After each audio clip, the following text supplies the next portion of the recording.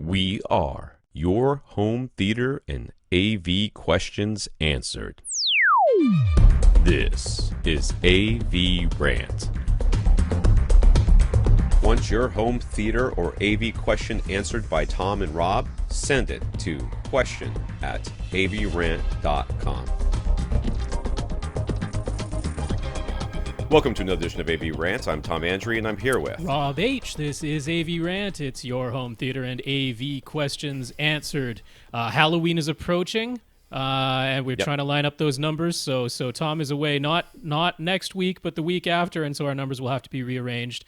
But yeah, in the meantime, my voice today, I might at some points pause for no apparent reason, but there is a reason. It's because I had a filling fall out in one of my molars on the left side. So I have a what feels like a, you know how it feels so much worse than I've had a filling fall out before. I've actually had a crown fall off before. You keep pushing it back on. It feels like you've got a crater in your face, which obviously is not really the case, but it feels that way. So my dentist appointment is not until Thursday, when I normally post the completed version of this video, so I'll have to get it done earlier because I'm not missing that dentist appointment. Lots of soup for you. Yeah, there you go. I won't be doing much chewing on that left-hand side, I'll tell you that much.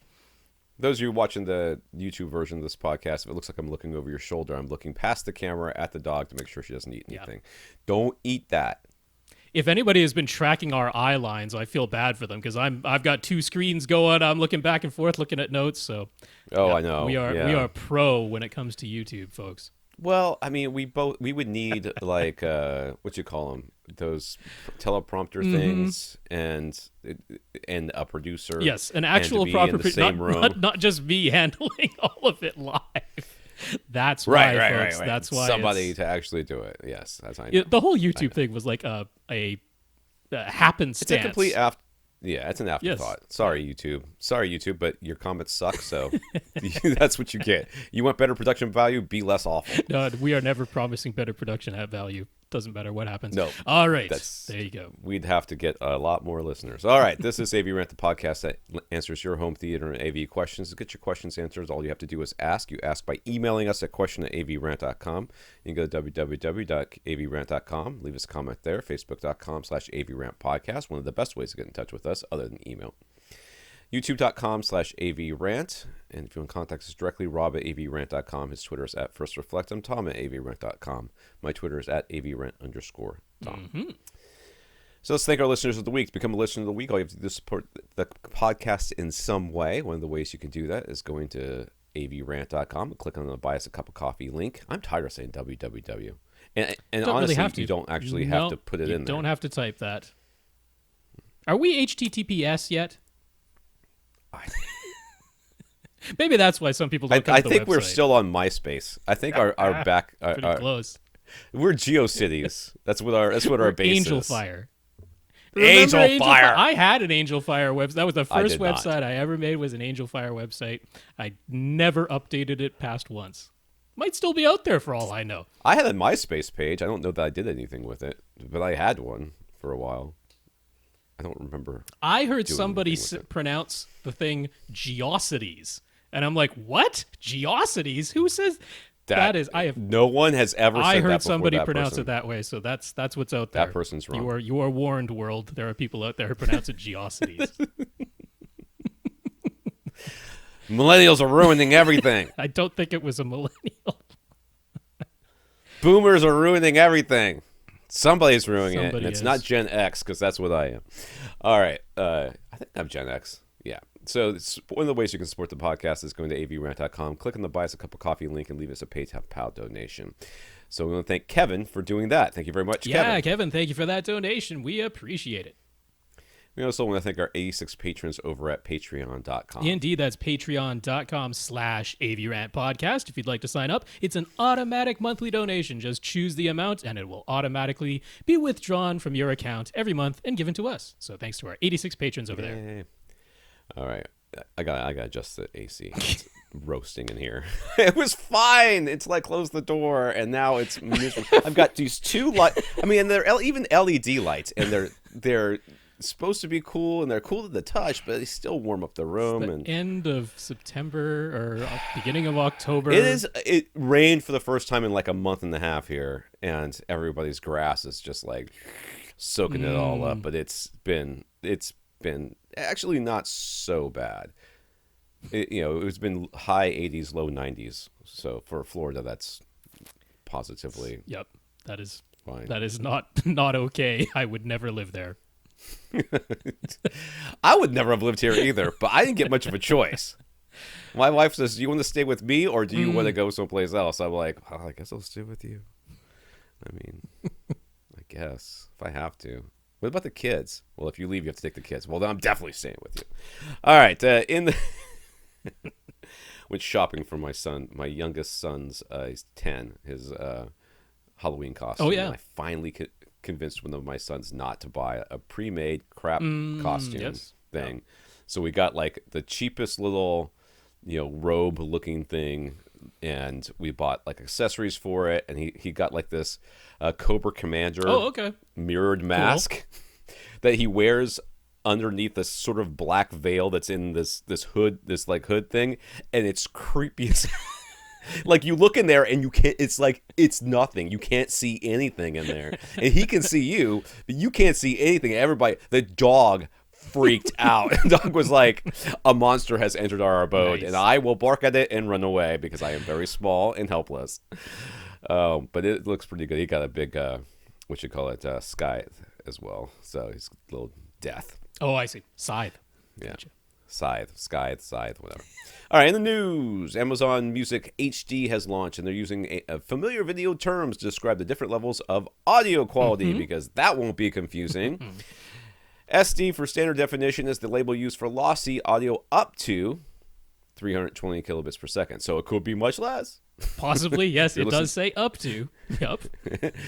The HD is being used for lossless CD quality, 16-bit, 44.1 kilohertz, with a bit rate of up to 850 kilobits. So that has to be some kind of still compression codec. It's compression. Because standard CD with zero what compression. What they compressed was the CD. Is like 1.5 something megabits per second, I think. Yeah. So yeah, it's got to be like FLAC. It's halved. Something like that. Yeah. Yeah, it's halved. Yeah. It's probably FLAC or something similar to FLAC. That sounds most reasonable. But yeah, so far, standard def and high def now being used as audio terms. And they're all using Ultra HD as a label for lossless audio with bit rates up to 3,730 kilobits per second, and the sampling rates as high as 24-bit, 92 kilohertz. Whatever. High-res audio. That's what they're calling it.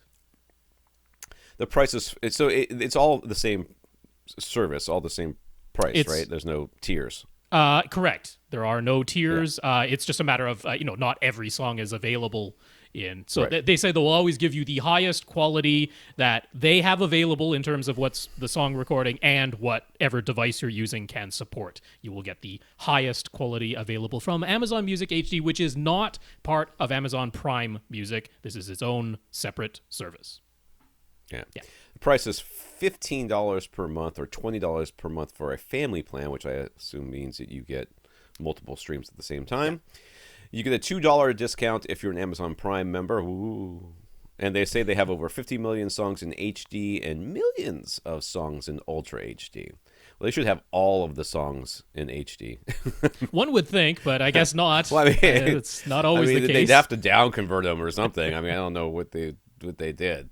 Maybe they never got the originals. Maybe the studio just gave them an MP3 and that's what they've got. Well, that's why it's probably up to 320 kilobits per second. If someone just gave them a 256 and that's all they got, then that's what you get. Yeah, and if they're doing podcasts or anything else on there, then our podcast is like 93 or something. It's like, and they say millions with an S of Ultra HD, so they must have at least 2 million or above 1. I would think that above 1 would probably qualify, but we'll see. Perhaps most interesting, though, is that Amazon Music HD is the first streaming service to offer albums in Dolby Atmos. They only announced Atmos playback via the new $200 Amazon Echo Studio speaker that will launch November 7th. The Echo Studio has a cylindrical design with one upward firing driver. And you can pair two of them together plus a $130 Echo sub, I'm putting in air quotes because it's not, for a proper 2.1.2 setup. Amazon says they'll have several albums available to stream not several million. Nope. Several. Albums available to stream in Atmos when the Echo Studio launches, and Universal Music already announced several months ago that they're making a catalog of thousands of songs in Atmos, which should all be coming to Amazon Music HD. One of our listeners, Ted asked on Twitter if Atmos streams will be available on any devices other than the Echo Studio. And if you've already got an Atmos home theater, will this be a convenient way to access and stream music in Atmos? So, is it? So at the moment, unknown. People have asked, Digital Trends in particular said that... How would you know, though? How would you know? Because if you take a 2-channel thing and you have your Atmos upmixer going on... Well, that's still not the same. I mean, that'll say Dolby Surround. It won't actually say Atmos. That's true, but do you really think they're remixing all these songs in Atmos? Actually, yeah, the Atmos ones they are. Now, the thing is, they never said that this is going to be lossless Atmos. I'm assuming it's Dolby Digital Plus. Not Dolby True HD Atmos, because that would be a higher bit rate than I think even the Ultra HD stream mentioned supporting. So this could be Dolby Digital Plus Atmos, which means that it actually is lossy. But they've got to be going full Atmos though, right? Like full 7 point whatever it is. Well, I guess it's 5 point up to 4. The whole point is that Atmos doesn't have a channel count necessarily if they're using objects, right? It's just that you can place the sounds wherever you please, and your Atmos decoder will do the best it can to put them where the coordinates say to. I mean, that's how a little device like the Echo Studio can supposedly give you some kind of Atmos effect. I mean, you can use just one of them by itself. Which gives you like pseudo stereo sound. It only has one tweeter, but it's got woofers firing off in different directions and a single driver firing up. And supposedly that's still playing back the Atmos stream. But as far as other devices supporting the Atmos stream, they haven't said anything yet. Digital Trends mentioned in their own article that they reached out to both Dolby and Amazon and didn't hear back from them yet. However, on Amazon's Music HD page, they have their preferred partners, some of which are the major AV receiver brands, although I didn't see Sony or Yamaha on there, which is kind of surprising. Maybe they'll be added later, but most of the other ones, and if those are like preferred partners, then I'm assuming at some point those AV receivers will have like a Music HD app that you can probably get in a firmware update or something like that. That's what I would hope and think, but nothing known for sure. We've hoped and thought a lot of things that haven't happened. That is definitely true. Let's not put too much stock into but it would seem any of our hopes weird to go to the trouble of partnering with Universal and having some of their own music done in Atmos and then being like the only way you can play it back is through our speaker doesn't really do Atmos. So one would hope. Oh no. Sound United, which owns Denon, Marantz, Polk, Def Tech, Boston Acoustics, and Class A, has called off their acquisition of Onkyo, Integra, and Pioneer. Onkyo and Integra is one company, and then also Pioneer. The deal fell through after closing conditions were not met. So we don't know exactly what that means. Yeah, well, they're not revealing all details, but they mentioned two things in particular, which was like their due diligence had to be done, and then financing had to be secured, and something along those lines didn't pan out because the deal is no longer happening. So, Onkyo a while back purchased Pioneer. They also merge/bought Gibson guitars, and that deal seemed to have really soured at some point because I don't remember all the details, but I remember seeing that things were not rosy in Gibson/Onkyo land. So I don't know what's going on, but I don't even understand that merger to begin with. But whatever. At this point, Sound United will not be acquiring Onkyo and Pioneer any longer. So I guess as long as they keep going, that means we still have some competition in the market. But I know right now everybody's owned by one. Everybody's Sound United, pretty much. Yeah, except for Yamaha. All right. If you were still using Windows Media Center as either a cable or over-the-air DVR, Microsoft announced they'll no longer be providing guide data as of January 2020. Mm-hmm. Alternative guide data sources do exist, but it's one more nail in the coffin of Windows Media Center. Don't you have to be running Windows 7 to make that work? 8.0 8.1 Pro. Yeah, 8.1 so Pro basically did support 7. it. Because Basically 7. That's what most people are doing. Yeah. And Windows wow. 7 will no longer be getting any critical security updates as of January 2020. So do these two things go hand in hand? Probably just coincidentally, but nonetheless, Microsoft is like, yep, there's free guide data that we've been providing to Windows Media Center users all this time. That's no longer. It is time to look for an alternative solution, folks who are using Windows Media Center still. Welcome to Plex. Right.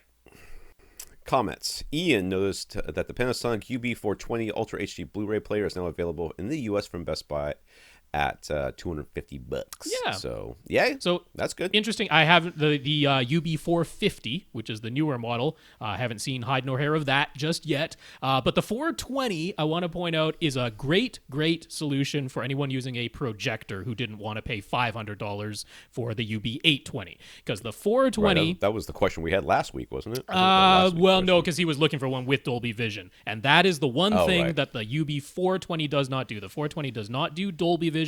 It does do HDR10 Plus, so if you're using a Samsung QLED TV, this might be nice to pair with it. But yeah, that is the one thing it doesn't have is Dolby Vision. The 420 does HDR10, HDR10 Plus, and it has the HDR optimizer, which of course is the big feature that you would want. So since there are no projectors doing Dolby Vision anyway, this is like the perfect thing to pair up with a projector because you get the tone mapping, you get the HDR optimizer, and who cares about Dolby Vision because a projector wouldn't use it anyway. There we go. Mike heard us talking about 20 amp circuits, and he has an important correction. The United States National Electrical Code states that 14 gauge wire, like the standard 14.2 Romex that we mentioned, not Rob, yes, but let's go on, is only allowed for podcast. 15 amp circuits. Yeah. 20 amp circuits must use 12 gauge. There you go. So there you go. That's why I said when we started talking about that, I immediately said make sure you talk to an electrician and don't just start switching circuits out because who knows. Furthermore, he says it's fine to use 15 amp outlets with 12 gauge wire or even connected to a 20 amp breaker, but not the other way around. So yeah, of course, you can have bigger wires with the lower amperage circuit, but not the other way. That's right. So an important correction. He doesn't want to hear about anybody being in violation of code or, of course, much worse, starting a fire. So the people, it's like, I don't know. For me, like having 20 amp circuits for most home theaters, and honestly, even the ones that have the big amplifiers that can use them, it feels a lot like spinning rims on a car. It's like, yeah, okay. I mean, you're bragging about it, and you did go through the trouble and spend some money to get it, but is it really doing anything for you? Well, I mean, we know the vast majority of the time, no amplifier is ever actually going to be, like, the speaker is never going to request the actual entire amount possible. But for a teeny tiny little minute peak for a fraction of a second, at which point the capacitor bank is supplying that power, not the wall outlet. One at the wall, right. But nevertheless, I guess if you just want to hook up everything to some test gear and see how far you can push it, then you'll want your 20 amp circuit on, connected to your ATI amplifier or what have you. So make sure it's 12 gauge wire inside the walls. Thank you, Mike, for that correction. That is very, very important. And good info. Happy to be corrected about that. All right, here we go with the questions. Jainan says his media room is coming together, but the current doors leading into the media room are hollow bifold doors with obvious gaps and sound is easily leaking out. So what is a reasonably priced solution? Would replacing these hollow bifold doors with a single solid core door be enough? Is there such a thing as a special sound isolating door that wouldn't be crazy expensive? The answer to the bottom part is no, because no. I mean, there are in fact THX certified doors. Such things do exist. They are crazy expensive. So in terms of a specialty door listed as being sound isolating, those are expensive, but it doesn't have to be your room that. is probably using the gap under the door as air exchanged anyway. Likely. So there's really, like, you're like, okay, well, what if I take and put weather stripping or something underneath the door to keep the air, whatever.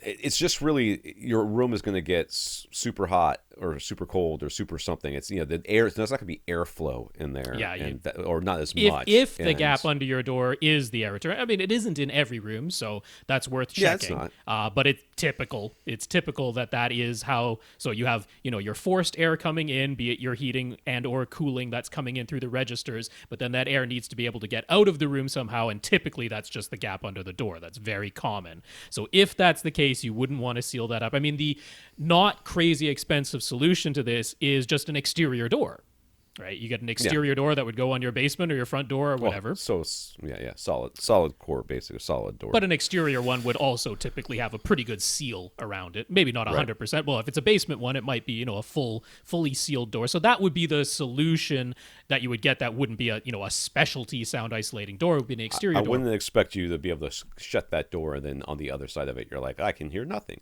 Well, it wouldn't be that, but it would be better than a hollow bifold door with gaps that you can see through even when the door is closed, which is what he was describing. Yeah. So the solution here, if you just went with a standard interior but solid core door, and it still has, a gap underneath it because you need that if that's how your air circulates back to your furnace through the air return. But that will certainly be less sound leaky than your current hollow bifold door.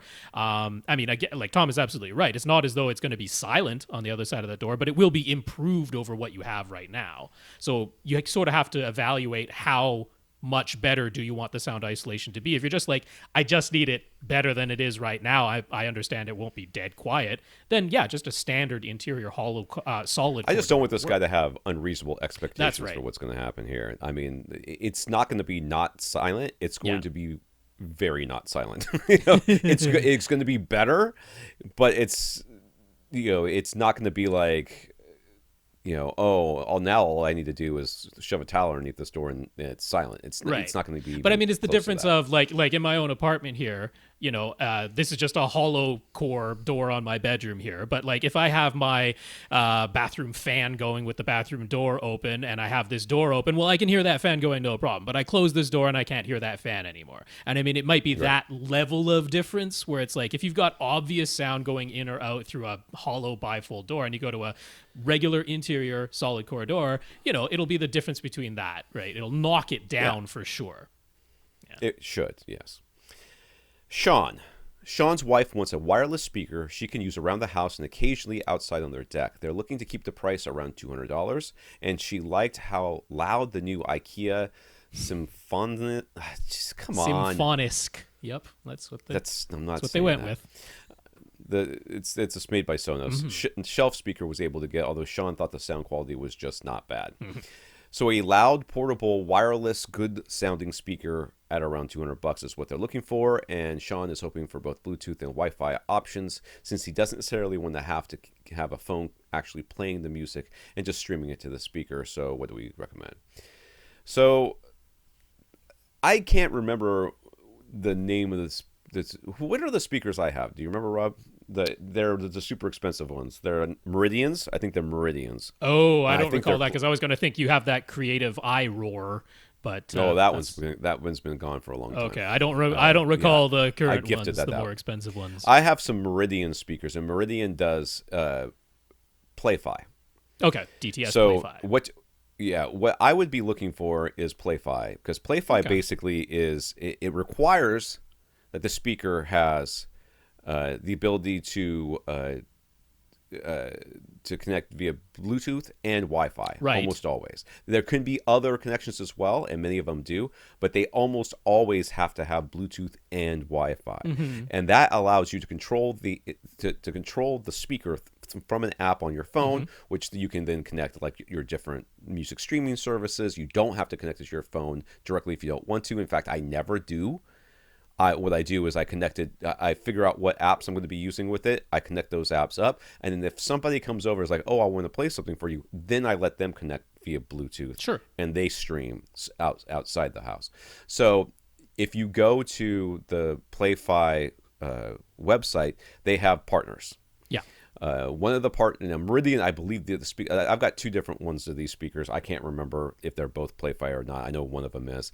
They're loud. They sound good, and they're stupid expensive. I don't remember if they're within the $200 range. I know Right. one of them. I know the big one I have is not. Well, The like smaller one, SVS's Prime wireless speakers work with DTS Play-Fi, but they are well above this price point. They're $550. Yeah. So I went to the Play-Fi website and found Phonos. Now Phonos is a Forus. Forus. Phorus. Forus. Yeah. Forus. They have Bluetooth, Wi-Fi. They connect. You can stream lossless from your AirPlay. You can stream AAC or the aptX, I think, in everything. So they have all of the connections you might want. They have more than one speaker offering, and one of them is $200. It's the PS5. These are wireless. You can take them to different rooms and stuff, and it's not battery powered though, right? It's a plug-in. Is it plug-in? I thought it said wireless, and I just assumed it didn't. Well, I mean, wireless in terms of connection, but I think it still needs to be. I mean, almost all Wi-Fi speakers need to be plugged in. There's very few speakers that connect to Wi-Fi that are battery powered. Now, on a deck is making me think, well, you can probably plug it in on a deck. I mean, you're not talking about taking it to a park, right? You're out on your deck, even if you have to run an extension cord, you can probably plug it in. So, I mean, the question for me with any Wi-Fi speaker is, if it is a Wi-Fi setup, it's going to be using some kind of app, and they're going to have a number of streaming partners. And so sometimes it's about finding the one. I mean, if there's a particular service that you want and DTS Play-Fi, for example, doesn't have them, now or yet, or you don't know if it's coming, then that would be one reason to look at somebody else's service. I mean, I don't know which services Shawn and his wife want, but that's just something to be aware of. Make sure that DTS Play-Fi supports the services that you want, and if it does, then that would work. And I'll just mention... Support most of them, as far as I know. Oh, yeah, it's pretty good, but maybe not everything. So, I mean, there is HEOS from Denon Marantz, and they have a speaker that does have an optional battery. So if you need one that is a Wi-Fi and Bluetooth speaker and the ability to use it with a battery, there's an optional battery. That's the HEOS 1, their smallest model. However, once you add the battery to it, you're looking at about $400 total, including the battery. So that kind of throws you way over your budget. And right along those same lines, Sonos has their new Move model, which is $400, but that is a rugged one with a battery built in that, of course, connects to Sonos. Wi-Fi is really what's screwing this whole thing up, to be honest with you. A little bit, yeah. We could do $200 very easily without. Oh, if you just Wi-Fi. wanted a Bluetooth speaker, that's easy. But I mean, and this is also, I mean, I'm mentioning the ones that have batteries, so that is what's increasing the price here. But again, you would want to look at the HEOS service, and you want to look at the Sonos service, and make sure that they offer the service that, or streaming services that you want. And then, of course, there is Yamaha's MusicCast as well. Their MusicCast 20 goes for $220. You'd want to look at the MusicCast service, make sure it has the ones that you want. But the MusicCast 20 does not have an option for a battery, so that's a plug-in one only. So that would be the ones to look at. That covers pretty much all the major Wi-Fi streaming apps that you might consider. So you got a DTS Play-Fi option, MusicCast, HEOS, and Sonos options. And I do want to say, it's often the case that looking for a portable Bluetooth speaker and requesting loud and sounding good usually are kind of mutually exclusive. It becomes very hard. Like the BenQ one, which was just Bluetooth only, sounded great. I mean, it sounded very good, but it's not very loud. And the creative, the iRoar series sounds fine, but I don't know that I would classify it as sounding good. But then again, it's the size, it's smaller than the brick, so how good does it, you really expect it to sound? So, but it is loud. Yep. It's like stupid loud. So, those are Bluetooth options that you can look at. That would be fantastic, but they are they don't necessarily meet most of your criteria, unfortunately. Yeah, no, to me, a lot of it is looking at the app, and then at least there are options for a lot of various ones. I would very quickly get away from worrying about whether or not something sounded good. The thing that you need to drop in this is sounding good. Well, I mean, none of these are the equivalent of a great pair of speakers. No, none of these are that. Yeah. But every single good sounding, whatever portable speaker, it's good for a portable speaker. Right. That's not the same thing as good. It maybe sounds a lot better than any other portable speaker you've ever heard. But then again, it's still a single point of origin thing. So the thing I do like about the Play-Fi and the Forest and other, a lot of those options, Play-Fi in particular, allows you to take more than one speaker and use them in stereo. Well, so then all of a sudden, all of the ones mentioned do. But of course, that doubles your price no matter what you do. Whatever. Yeah. Then we're really in trouble here. Right. But whatever. Mark says, thanks for spending the time to go through his subwoofer measurements 2 weeks ago. He was happy to hear that he actually has pretty good response already, but he is a perfectionist. Sorry, sir. Yup. You're about to tough have row to hoe. Tough couple of weeks. Yeah. And he's willing to spend the time, so he's going to follow Rob's 12-set guide to setting up dual subwoofers, as we suggested, and he'll get back to us once his new measurement, has his measurements from that. But in the meantime, he's just curious as to why we didn't go over waterfall and decay graphs when we were discussing his bass response last week. Did he send us waterfall? Well, he sent the entire Room EQ Wizard file to me, so I just generated the things to look at. Oh, okay. He has heard how if you manage to get linear bass frequency response, especially across multiple seats, that it automatically means you've gotten rid of modal ringing, long decay times. But he doesn't understand how or why. Could we please explain? Well, I mean, it's just on the face of it, if you think about it, I mean, the reason that you're not having flat, because if your speakers are trying to play flat and they're not sounding flat in your room, it's because something's bouncing around the room and creating problems, which are creating dips and humps. So if you've got back to flat, that means that in essence you have tamed a lot of those room issues that you've been having. But there's a lot of other stuff going on. One of the reasons I think we don't discuss waterfall graphs and that sort of stuff is very few people have access to them, and even if you did, there's very little you can do about it once you look at it. It just kind of drives you crazy, and it's very confusing, and I mean, it's this only applies in the bass. This only applies below the transition frequency of your room. Which, I mean, if you're just working it out in simple terms, the transition frequency is any frequency with a wavelength longer than the shortest dimension of your room, which is typically 8 feet, which typically means anything from, I mean, for certain, 125 hertz and lower. And because we don't hear single, one cycle of a wave, we almost always double that and say the transition frequency of your room is twice that frequency. So typically about 250 hertz. And that basically means we are never able to perceive a sound below about 250 hertz in a typical room that hasn't reflected off of some surface before we actually hear it.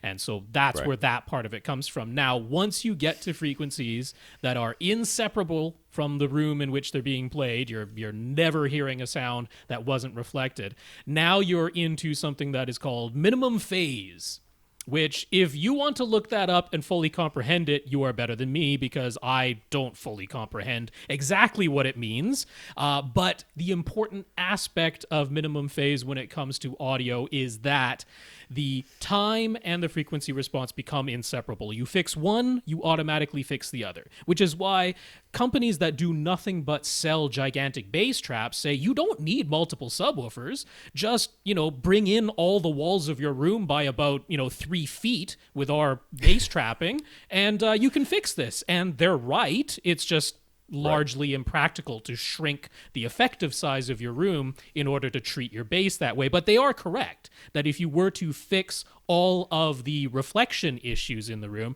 you would automatically wind up with linear frequency response. Yeah, that 3 feet includes the floor. Yeah, and the ceiling. Yeah, all of it. All of it. So now your make an anechoic chamber. Your 8-foot ceiling has gone from 8 feet to 3 feet at the bottom, 3 feet at the top. Subtract it from 8, and you get 2 feet to lie down on in the center of this room now. So that's why we tend to consider that impractical, and as crazy as some people think having 2 or 4 subwoofers is, it's still more practical than that.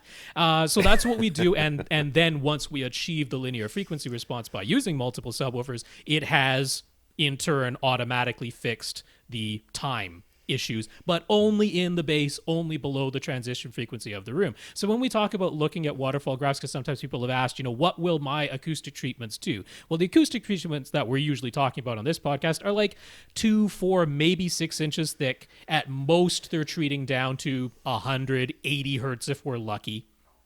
So we're mostly talking about above the actual transition frequency of the room, and we're looking to see that we don't have weird decay times in our mid-range and treble. That's what we're trying to address with our first reflection points and other acoustic treatments in the room, to make sure that we don't have certain frequencies in the mid-range and treble that are ringing much longer than others. We want to treat that with normal acoustic panels, but in the bass, it's this minimum phase thing where you fix one and you've automatically fixed the other.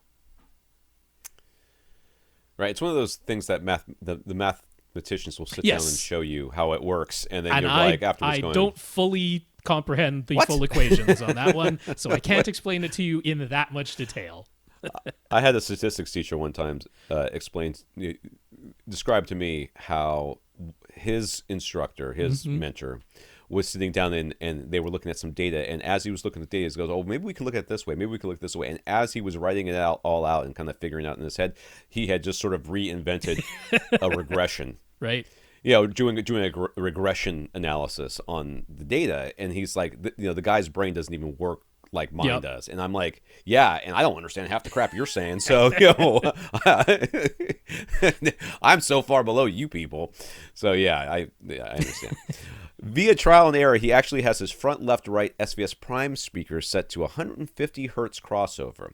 All by themselves, they can play quite nicely down to 50 hertz or so he started with an 80 hertz crossover, as we always recommend, but when he measured the response of his dual subs plus his front left and right speakers with the crossover set to 80, he got a huge dip, an obvious null right around the 80 to 90 hertz. So he increased the crossover frequency until that huge null went away, and then he wound up at 150, which is very high. As he's said previously, the bass in this room actually sounds good to his ears, but it still seems odd to him that Odyssey Multi-Q XT32 and using a typical 80 Hz crossover would result in such an obvious problem. Will following Rob's 12-step guide make it so he can use an 80 Hz crossover? This is one of the reasons why you don't want to mess with this stuff once you get a good flat response. Just like, well, I mean, don't ask questions. He kind of did, though. I mean, he placed the subwoofers as we would recommend. Then he ran Multi-Q XT32 with sub EQHT. I don't know what it initially set his front left right speakers to, probably large or a lower crossover. As he says, just listening to them out in a field, they can play down to 50 hertz, but that's not how they respond in the room. So I didn't go into a lot of detail about setting your crossover. That would be a whole other guide and actually more complicated than just getting the subs to play nicely with each other. So I haven't done that. But yours is the perfect candidate for the polarity switch, because if just setting it to the 80 hertz crossover and the subs as they were resulted in an obvious, measurable, and audible null, just flipping the polarity to 180 ought to address that. Because what it means in the subs or in the subs or in the receiver if it allows it, right? Some receivers have a polarity switch, or in the subs themselves it'll be a polarity, or literally just flipping the phase on the subs 180 degrees from whatever they are. So if you go through the full 12-step guide that I've mentioned and you wound up having adjusted the phase knob on one of the subs, you said you were willing to spend the time, so that should get you as uniform bass as you're able to get from your two subs positioned as they are at your seat. You'll go back, you'll measure that again in Room EQ Wizard and see how good that uniformity is. You'll run Odyssey once again, but this time with it set only to one subwoofer output, not dual independent. And you will wind up with the frequency response being as linear as you're able to get it, particularly in the primary seat, and then if it's uniform in the other two seats, pretty linear there too. Then you'll have to double check what happens with your subwoofer to speaker crossover once again. And if you discover that setting it to 80, where we would still recommend, you still have an actual outright null at 80, what you would want to do is go to both of your subs and change their phase knobs by 180 degrees, because the SVSs don't have just a polarity switch on them. Right. So that's the way you would address that, and it should work. That's exactly what the polarity switch is for. Good luck. We'll see you in a month or two. Nathan, have we heard anything about Denon's HEOS lineup getting a refresh soon? Nathan is thinking about things like AirPlay 2, Dolby's new Atmos virtualization that Amazon's newest Echo products are offering, and maybe even WiSA capabilities, or at least the ability to use HEOS speakers as wireless surrounds and with Denon and Marantz receivers, none of which are available with our current HEOS lineup. So are they going to keep up or rapidly fall behind? Dude, they have already rapidly fell behind. They had never caught up with this HEOS thing. This HEOS thing is the biggest afterthought that Denon's probably ever come up with. I don't know about that, but I mean, they come haven't on. been There's the leader, no that's excuse. for sure. They've never been the leader. Musicast is a light years ahead of them as far as and I'm even concerned. they're in some ways behind where Sonos is at this point. Absolutely. Yeah. There's no doubt about that. But Sonos does nothing but this. Sonos better be in front. And then Sonos doesn't work with any traditional AV receivers, so that's where Musicast is still our sort of pick. We have been saying for 5 years that they should have that your receiver should be able to send a wireless signal to a surround speaker. Yamaha finally did it this year with Musicast. I know. It took until now. Yeah. And only one pair. Yeah, I would not expect HEOS to make any big advancements this year. Well, not with the remainder of 2019. To answer, I haven't heard anything about a refresh, but then I'm never privy to the newest news. When it comes out, I usually see it within the first few days of the announcement because I'm monitoring such things, but I have no advanced warning of any such things. But if anything, I know it's a little bit glib to say, but I honestly think simply because of AirPlay 2 that's the thing that might get them to do some kind of lineup refresh, because Apple just tends to have that kind of pull. Look at how many AV receivers quickly came up with AirPlay when that first came out. It was a big deal. It was the selling point for every receiver that year. It really was. There's no doubt about that. I wouldn't expect to see WiSA. No. In fact, Klipsch was all over WiSA for about 2 months, and now it seems to not really be very prevalent on their website anymore. So I wouldn't expect that. I've heard WiSA. It's a good solution, and from what I understand from installers and stuff, it works well. But it just doesn't have any. It doesn't seem to be able to get traction. They built it into this year's LG TVs, and they have not marketed it at all. That doesn't help for sure. They should be selling TVs with surround back speakers. They should that feature I wouldn't expect, Nathan. I'd be surprised if that were in there. Dolby Atmos support, like what's just been done with the Echo Studio. I don't know. Denon is one of their preferred partners over at Amazon, so maybe they're working on something along those lines. 2020 at the earliest, right? And I see AirPlay 2 coming for sure. Yep. I don't necessarily see them integrating almost anything else, to be honest with you. I would not be surprised, and I could be completely wrong, and I'm okay with that.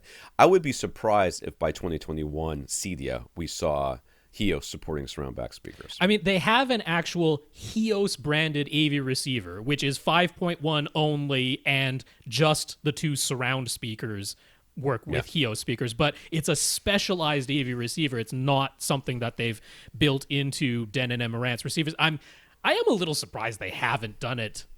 I would expect to see that at some point, because there's no reason that couldn't work with the current HEOS speakers. You don't even need new HEOS speakers to do that. So I'm a little surprised they haven't done that. That I would kind of expect to see at some point. It just doesn't make any sense why they can't just route any channel they want to HEOS.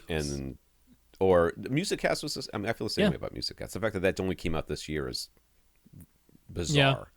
That should have been first and foremost. We're gonna be able to stream music around the house. Why don't we stream music around the room? Why wasn't that feature number 2 that they came out with? Who knows? No. In any case, Musicast has been here for a long time. Musicast has been 10 years? I'm not sure, but it's been around a while. It's been around for a while, and just this year they came out with, by the way, we can support surround speakers. Oh, thanks, guys. Way to hit that. So I don't know, Nathan, but the AirPlay 2 of all things actually makes me suspect there might be a lineup refresh in the not too distant future. Ben is constructing his dedicated 12 by 16 by 8 foot theater with 3 feet of material all around. Nope, that's not the plan. It's gonna be the man cave. You'll actually have to crawl in it. It's gonna be like the Descent. Yep, you know, that's you right. feel very claustrophobic, and there'll be monsters in there. Ben is constructing this dedicated 12 by 16 by 8 theater, and he asked for in-wall speaker recommendations since he doesn't have a lot of free space to work with. But now, after our response, he's considering on-wall speakers instead. He likes how super flat the KEF T101 speakers are. Super flat, super shiny, right? Those are like the silver ones. No, they're just like a flat white or a flat black. Okay, I'm thinking of a different one. He thinks they would make excellent surround speakers. Okay, but he isn't sure. He isn't sure he'll think they're good enough to be his front three. For those, he's considering the RBH Signature Series on walls. Would RBH and KEF T Series be a good match? Well, RBH is going to be fine. I don't know those KEFs or how flat they tend to play. That would be my only concern. I would look at a frequency response graph from somebody before I made it. Frequency response graph doesn't really tell the whole story because there's nothing offensive about the response of the KEFs, and the RBHs are pretty ruler flat. How RBHs are going to be, but how far down do they play, the KEFs? Oh, they're okay. They the regular T series, they get down to right around 80 hertz. I mean, I would probably call it 100. Because the 80 hertz spec is maybe a little bit optimistic. They do say that's only if they're mounted on the wall, which means the speaker itself not really playing that low. Out on a stand, they're like 100 or 120. But on the wall with 100 hertz crossover works pretty darn well with any of the KEF T series speakers. So I mean, as your surrounds, they would absolutely be what I would have no problem calling fine. But if you're a very critical, really want that perfect timbre match type of sound going through all your channels, I mean, I always say the KEF T series is shocking. There's no reason a speaker that skinny should be able to sound even remotely decent, and they do. But I wouldn't call them the equal of RBH's Signature series. That's a stretch. Yeah. So it's tough because I would call them completely inoffensive. I would say they're fine, but if you're looking for much better than fine. Oh, okay. I know. Yeah. I just looked up the speakers. I was thinking of different speakers. I was thinking of the silver ones. Okay. Well, so the price points of these are going to be vastly different as well. So the Signature series. Oh, the Signature series, yes, much more expensive. Yeah, but these are very, very thin, and they're like $600 a pair. Is that right? The smaller ones, the 101s, the smaller version, they go for about $300 each, and they're not even an inch and a half from front to back. They're 1.4 inches from front to back, so they are as skinny as an on-wall speaker can get. Do love that form factor, but yeah, about $600 for the pair for the KEF T101s. But then you're looking at what about $2,600 for a pair of the RBH Signature on walls? Yeah. I'll put it to you this way. This is the way I'll put it. When you look at a price difference that great, these will sound more similar than they should. Yep, I would agree with that. Yep. That's. I'm not going to say they're going to be a good match, right? Because there's no way those KEFs are going to keep up with those RBHs. Yeah, like you wouldn't want to use a KEF T-Series center with a pair of RBH Signature left and right. That is not a timbre match across your front three, right? Yeah. But as surround speakers, probably okay, though for $300, I kind of feel like, I don't know, that's a lot of money to spend on an itty-bitty speaker that's not going to keep up with your front speakers. Let's go to the next question, because this might address everything in one fell swoop. So are there any super flat on-walls that would be better surround speaker match for RBH Signature Series on-wall fronts? Or alternatively, are there any on-walls that would make for excellent front speakers that would actually work really well with the KEF T101 surrounds? Well, I mean, if you're going to buy RBHs up front, yes, kind of seems to make sense to buy RBHs for the surrounds. That's just it. And they have offerings all over the place, and at different price points, but RBHs are always going to play nice with other RBHs, even if they can't quite hit the extension that the other, or they get as loud as the other ones can. But they are going to sound more similar than the KEFs will sound to. That's right, because RBH has a model called the Ultra 1.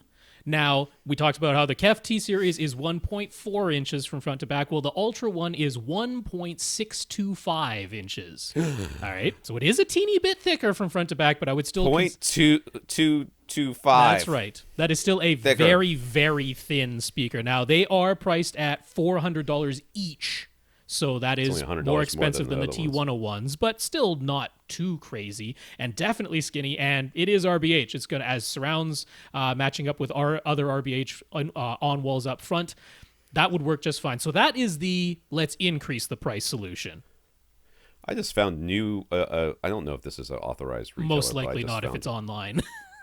Yeah, online, $245.70 a pop. That's probably what, New Audio Video, who are not an authorized retailer? Yep, not authorized. They're specifically called out on RBH's website as not an authorized seller. So, but in any case, the let's go cheaper solution would be, of course, just to get the larger T-Series speakers as your front three, right? There's the T301s. Those are $400 each, so they're actually the exact same price as RBH's Ultra ones, but they're a little bit physically larger, can play louder than the 101s for sure. So that would be the option to lower the price versus RBH Signature Series, but I wouldn't call any of the KEF T-Series, including the larger 301s, the equal of the RBH Signature Series. So if those are the speakers you want up front, are the RBH Signature Series, maybe you spend $100 more per speaker, $200 more total to get the RBH Ultra One Super Slim on-wall Zizzer surrounds. That's probably the way to go. I did just want to mention, while we're on the topic of on-wall speakers, I hadn't kept up with KEF's current lineup, and KEF's got Reference Premier Series on-walls right now. You mean Clips? Yeah. What was I saying? KEF? KEF. Klipsch, I'm sorry. They both start with K. I'll give myself that out. No, Klipsch. They've got Reference Premier series on-wall speakers now that I really like the looks of those. That's this is one of those cases where occasionally we're looking for on-wall speakers that are very efficient and can play very loud. So that's where Klipsch always excels, is the larger ones, the RP 240Ds. They're only $300 each, so right in this same ballpark. They're 94 dB efficient with 300 watt power handling. I'm like, that is an on-wall speaker that can play loud for not costing an arm and a leg. So it's just something. They look like they're quite a bit thicker than. Oh yes, yeah. I'm not mentioning these in particular for this solution with Ben, but I want anybody who's listening to this topic and thinking about on-wall speakers, I want to throw that out because we had that one fellow who was getting his new place, and he was looking for in-walls, and it was like an exterior wall in a large open space, and I was like, I don't know of a not too expensive on-wall that can play super loud. I was looking for that. I'm like, oh, here we go. Klipsch Reference Premier on-walls, not crazy expensive, and can play super loud, and they're on-wall instead. So just something to keep in mind. 1-inch titanium dome in a horn. In a horn. But in the Reference Premier horn, which is the one I like the best. I like the big one's got 3 woofers on top, 3 woofers on the bottom. It's ridiculous. Well, that one's $500 each, and actually, it's 2 active woofers above and below, and then 4 passive radiators. So I don't really see a huge amount of benefit to that one. I like the RP240D. It looks like they're trying to make that so that it actually lines up with the sides of it's your an aesthetic TV thing more than like anything. that. Yeah. Yeah, I think this. Yeah. Anyways, all right. So Klipsch just got an option. You know what? I have such a love-hate relationship with their golden domes. Yeah. Their golden things. The cerametallic woofers, as they call them. Kind of like it. It's definitely iconic. Like, I look at that and I think Klipsch. Yes, it is. But I kind of also hate it. I don't know. Put the grills on. So anyways, how much space does there need to be between the fronts of the speakers and the back of an acoustically transparent screen? Enough so that the woofer doesn't touch it. Well, with any of the woven acoustically transparent screens, which is pretty much all we ever recommend are woven options, they always recommend 2 inches minimum. So that shouldn't be a problem. Yeah. And we recommended he go with dual SVS SB 2000 subs. I don't know why I almost said $2,000, but will those give him flat frequency response down to 20 hertz? Is there a way to calculate how much room gain you'll get? Yes, it will give you flat to 20 hertz. Yes, it will. I mean, that's just what they do. Out in a wide open field, they're -3 dB at 19 hertz, so they will be just fine. Yeah, so we know that will Yes. happen. That's just what they do. But room gain is what? If you stick it in the corner, it's going to be 6 to 9 dB. Is that right? Typically 9. Again, we get into that whole transition frequency thing. So if you happen to have a room that's 60 feet long, but then normal dimensions wide and high, you might only get 6 dB of room gain in a corner. But for normal rooms, I mean, especially in a room like this size that we're talking about, 12 by 16 by 8, pretty much all frequencies will be getting room gain if you were to put it in a corner. So that'd be +9. If you got it away from the corner, you'd be closer to +6. Right. So yeah, you'll be getting somewhere in the range of 6 to 9, but down at the deep frequencies like 20 hertz, 55 feet long, certainly longer than any of the dimensions of your room. If you put it in a corner, you'll get 9 decibels more output. And that's not per sub. That's together. Yeah. Just actively together. Remember, that's together. Kevin was using a Denon 4520 Ci receiver to drive 9 speakers, a 9-speaker setup in his theater. It stopped working, and an authorized Denon repair center told him the DSP chipset was no longer functioning, and unfortunately the parts are no longer available, so his 4520 can't be fixed. Its amplifiers still work, and since the 7.1 analog input completely bypasses all the digital processing, Kevin was thinking he could just use it as a dumb amplifier. With his Denon out of commission, he moved to a Pioneer Elite SC65 that he had been using in a different room, so he moved that into his theater. He's using an Emotiva XPA3 amp to power his front 3 speakers, so his receiver is powering 6 speakers by itself. He's using 8 ohm rated speakers except for his surround backs, which are 4 ohms. He's about 14 feet away from all of his speakers. The room is about 3,750 cubic feet and heavily treated. The Denon had been fine, but this Pioneer quickly started having problems going into thermal protection mode and shutting down 3 times over the weekend as he was watching Blu-rays, and he wasn't even at full reference volume. All of his gear is in a separate room, and he says the receiver is positioned at the top of his equipment stack. So he has a 200 millimeter fan above the receiver, so he believes his ventilation should be fine. Is there an Xbox 360 below it? Because it's cooking. Because that's It cooking. is drawing the air in from the bottom, so all the hot air from below it is being drawn into the bottom of the receiver. Yeah. I always put my receivers as low as I can. Let it ventilate its heat to everybody else. Yeah, let it cook the stuff above it. That Blu-ray player isn't exactly generating a lot of heat. He looked up at the Pioneer specs and saw that while it was rated at 130 watts per channel times 9, they only list the wattage going into 1 kilohertz. Yes, they do. So he has convinced himself that the Pioneer is just weak. Well, so I mean, I want to address all of that before we actually get into his questions, because That's fine. I don't think this is just a case of I'm playing my system. It's not even powering the front 3 speakers, which by far get the most signal content, and it's going into protection mode. You've got a stray wire somewhere.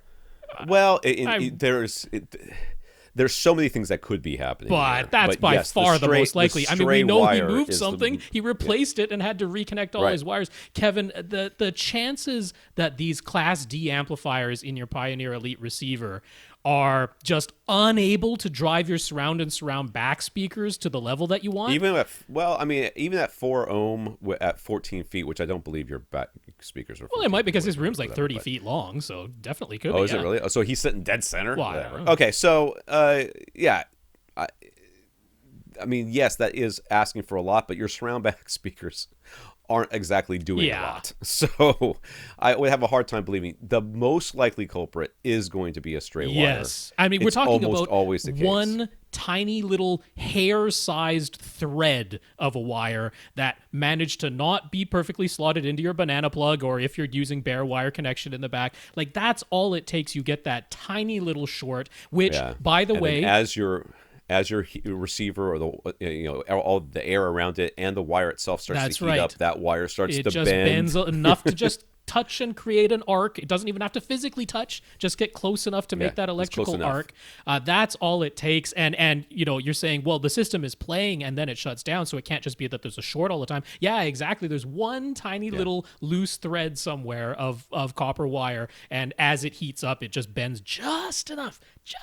I used to have this problem with one speaker just starting to squeal for no reason. This was way back in Jacksonville. Just started squealing for no reason, and then my receiver would go into protection mode. And I'm like, what? So I went and checked all the wires. They all looked fine. Still was having the problem. Terminated the wires, and it went away. Yep. So even though I couldn't see it, there was clearly something happening there, right. whether there's something laying across it or something. Well, if you're talking one strand of a speaker, that can you're not going to, especially if it's like in an equipment rack where you don't have the greatest lighting in the world. Yeah, easy to miss if you're just visually looking. So I am convinced. I know you want to say that you just this Pioneer isn't as good, but no, there's no way that it's actually just unable to drive your surround and surround back speakers. That is not what's going on here, Kevin. And it's very easy for people, especially on forums, to get down on Class D amplification or whatever they decide they want to be down whatever they decide they don't like, and try to get you to buy something new and better because they know that if you buy something new and better, you're going to be more ecstatic than you would be if it's just fix a wire. So I don't know how it happened on this website, but I went to some website that was supposed to track like your podcast stats, and I ended up seeing some reviews for our podcast, which they were all very positive except for one. The one star one was like, "What's wrong with these guys? All they want you to do is not spend money." Haven't you ever heard of you get what you pay for? They're always recommending the cheapest stuff. I'm like, that's really not true. I've had enough people tell me everything you talk about is too expensive for me, which I completely understand because this is not cheap stuff. Yeah, it's not. I mean, it's just all disposable income. We for throw sure. around $500 subs like they're candy. That's not cheap. Yeah, yeah. So this is a solution that's going to take time and effort, and in your case a lot more than normal because we don't know where it's coming from, and it could be on any one of the wires. It can be on the speaker side too, Yeah, even though you gotta we rewire. You gotta expect it in this case. It could be. You could be that you just never showed up until after you switched. But you're gonna have to. I would take every single wire out. I would re-terminate it or wrap the whole thing in electrical tape just in case. And then throw it, or shrink wrap if you've got that, and then throw it, put it back in there, do every single wire, and then because it's not just that hope it's not the speaker side. It's not just that these amps aren't powerful. It's a Pioneer Elite too. It's not some entry level thing. Yeah. So he asks, do I have to read all this now? Are the digital amplifiers using the Pioneer receivers known for being underpowered? No. Nope. In fact, they're highly efficient. So. Could it be his one pair of 4-ohm speakers in the back? No. Probably not. Are the Pioneer digital amps known for having problems with low impedance speakers? Not. 4 ohms is not that low. If it has unusually low impedance in the high treble, they have a known issue with not being able to power that linearly. Not that they can't power it, but that they have difficulty powering it linearly if you have unusually low impedance in the very high treble. But that is not what we're talking about here at all. So no, it's not that, Kevin. He's got magnepans in the back. Did he tell you that? Right. That would be a strange use of magnepan speakers. Your only planar magnetic speakers are your surround backs. For those who don't know, that magnepans are like thousands of dollars and big electric static panels, and it would be ridiculous to put them in the back. Since Pioneer amplifier specs are only listed at 1 kilohertz, is there a simple equation for translating that into the wattage per channel that would be per channel would be the way most other manufacturers list their specs or whatever? So 8 ohms in 2020. I mean, there's not really. I mean, you could kind of sort of estimate based on previous things, or you could look at somebody else who's actually tested it into those. And there should be somebody out there who's already done that. But there's, you can't just look at a 1K spec and say, oh, well, if it's 130 watts into 1K, it's probably right. I mean, that's about as close especially as you're going to get to probably. Unfortunately, Pioneer doesn't list all the other parameters. Right. kind of the only thing they mention is the 1 kilohertz thing. Now, if they're like just about every other AV receiver manufacturer, most of whom will list not just the 8 ohms, 20 to 20 with some low amount of total harmonic distortion into 2 channels. That's what most others use. Most others also list into 6 ohms, 1 kilohertz only with 1 or sometimes crazily 10% total harmonic distortion, which is kind of a, you can think of it like a peak figure. So if that's kind of what Pioneer is giving you, is something akin to everyone else's sort of peak figure, and I don't know that it is because they don't list all the other parameters, but if it is along those lines, it's going to be somewhere in the range of 1/2 to 3/4 of the listed wattage. It's going to be somewhere in the range of like 75 to 100 watts. That's a really loose thing to just go by. Yeah. It's not an equation I can give because, again, we don't know all the parameters. It really doesn't matter because you're almost never asking for that. I mean, the wattage is just ridiculous to even... I mean, we list it because people care about it, but it's but the not point really is about your that. surround speakers, even from 14 feet away, there's no reason it can't power those. No reason at all. Yeah. So since he has his Denon on hand and his Pioneer was shutting down, do we agree with his idea to use his Denon as an amplifier? Are there any tips or considerations for setting things up with his Pioneer just as a pre-pro? Is Emotiva powering the front 3 and his Denon powering the other 6 speakers? Well, strangely enough, if it's not your front 3, which I doubt it would be your front 3 since your Emotiva was probably already in the mix beforehand. Yeah, probably didn't change that. It's probably one of your surround backs or Atmos or whatever other speakers you've got going on in there. This would probably fix your problem simply because you're rewiring. You're rewiring, right? So you'd be like, I was right. I should use the Denon and the Pioneer sucks. No, but it would be a correlation, not a causation. Yeah, right? I mean, I'm pretty sure he's just looking for some way to continue using his Denon without feeling like he's just lost all that money because can't be repaired, at least not easily at this point. And he's like, the 4520 is not the most recent receiver, though. I mean, that's been a but it was a nice, not inexpensive receiver. Yeah. So he's like, if I can still use it as just an amplifier, is this? I'm kind of sensing that he wants a good justification. Oh, the Pioneer's not getting the job done. I can throw my Denon in there, and the amplifiers will be better. And it's like, well, I mean, as Tom says, you'll likely fix the problem just because you rewired again. But if you just were to rewire your Pioneer, you'd probably also fix the problem. So I can't. Don't you have a zone 2, a zone 3? You want some whole house audio someplace, something like that. This receiver can come in handy later on as well. Or you sell it for parts. What you would want to do is sell it for parts. What you want to do is you would just use the pre-outs the same way you normally use the pre-outs on your Emotiva, except your Emotiva doesn't have a volume control. That's right. Right? I mean, it shouldn't. Some older Emotivas did, but I'm sure yours doesn't. So what you would do on your Denon is take your volume and turn it up to 0. Turn it up to 0 dB, then never, ever touch it again. And then Take the run your auto setup, your MCACC on your Pioneer, and allow it to set the trim level because now it's being fed through the Denon acting as the amplifier. So nothing more complicated than that. Just regular RCA connections because it's just going to the 7.1 analog input on the Denon. If you do that, I mean... And it doesn't really matter which ones he plugs it into, right? As long as you keep track. To the front.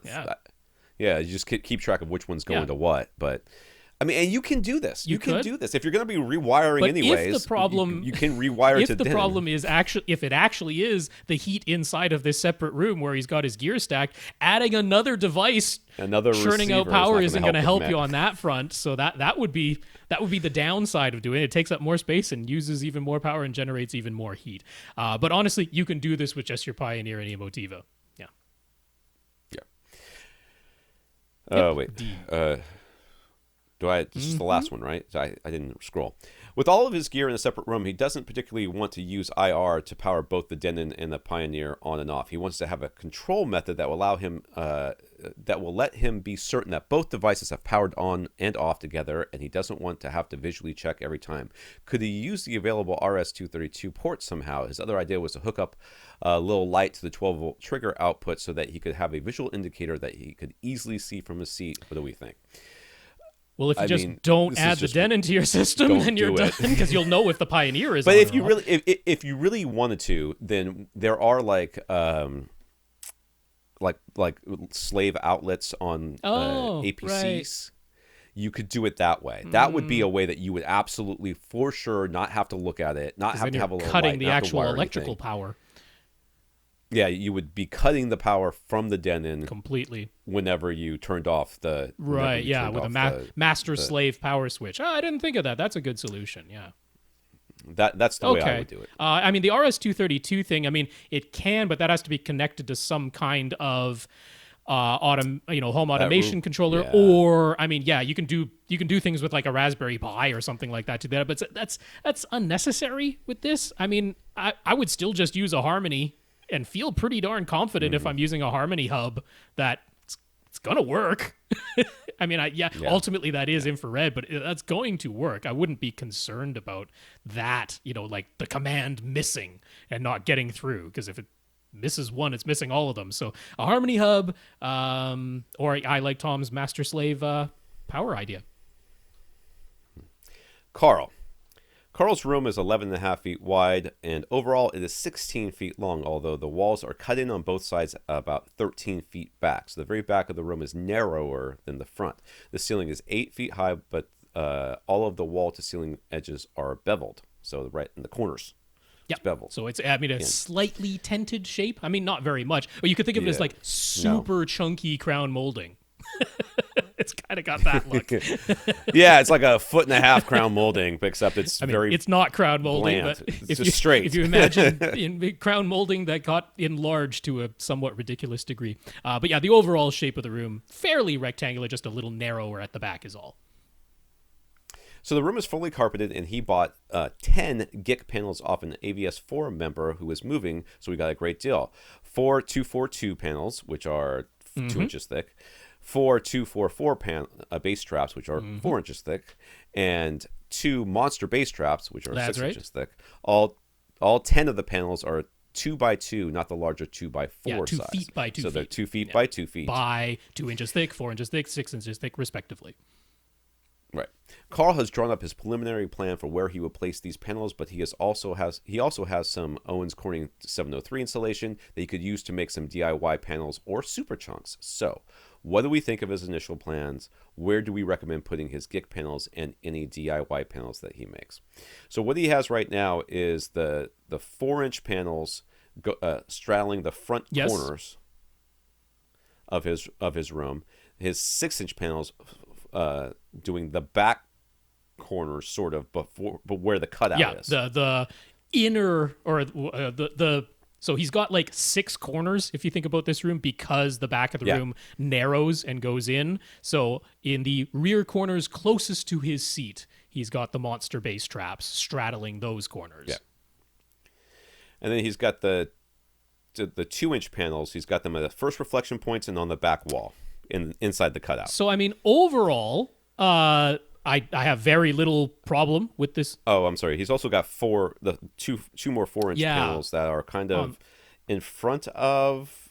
Well, also on the side walls of his couch. Yeah. So, I mean, initially my thought would be I would kind of just swap the 2-inch panels that he's got on his very back wall for the 4-inch panels that he's put on his side walls. I just have 2-inch panels on the side walls. Yeah. All the way, two 2-inch panels on each side wall, and then I'd probably put the 4-inch panels on the actual back wall. That's a pretty easy swap. I don't think that'll ruin his plans in any way. Otherwise, I think that's a pretty reasonable plan. But do keep in mind these are only 2 foot by 2 foot panels, right? Not taller 2 foot by 4 foot panels. Yeah.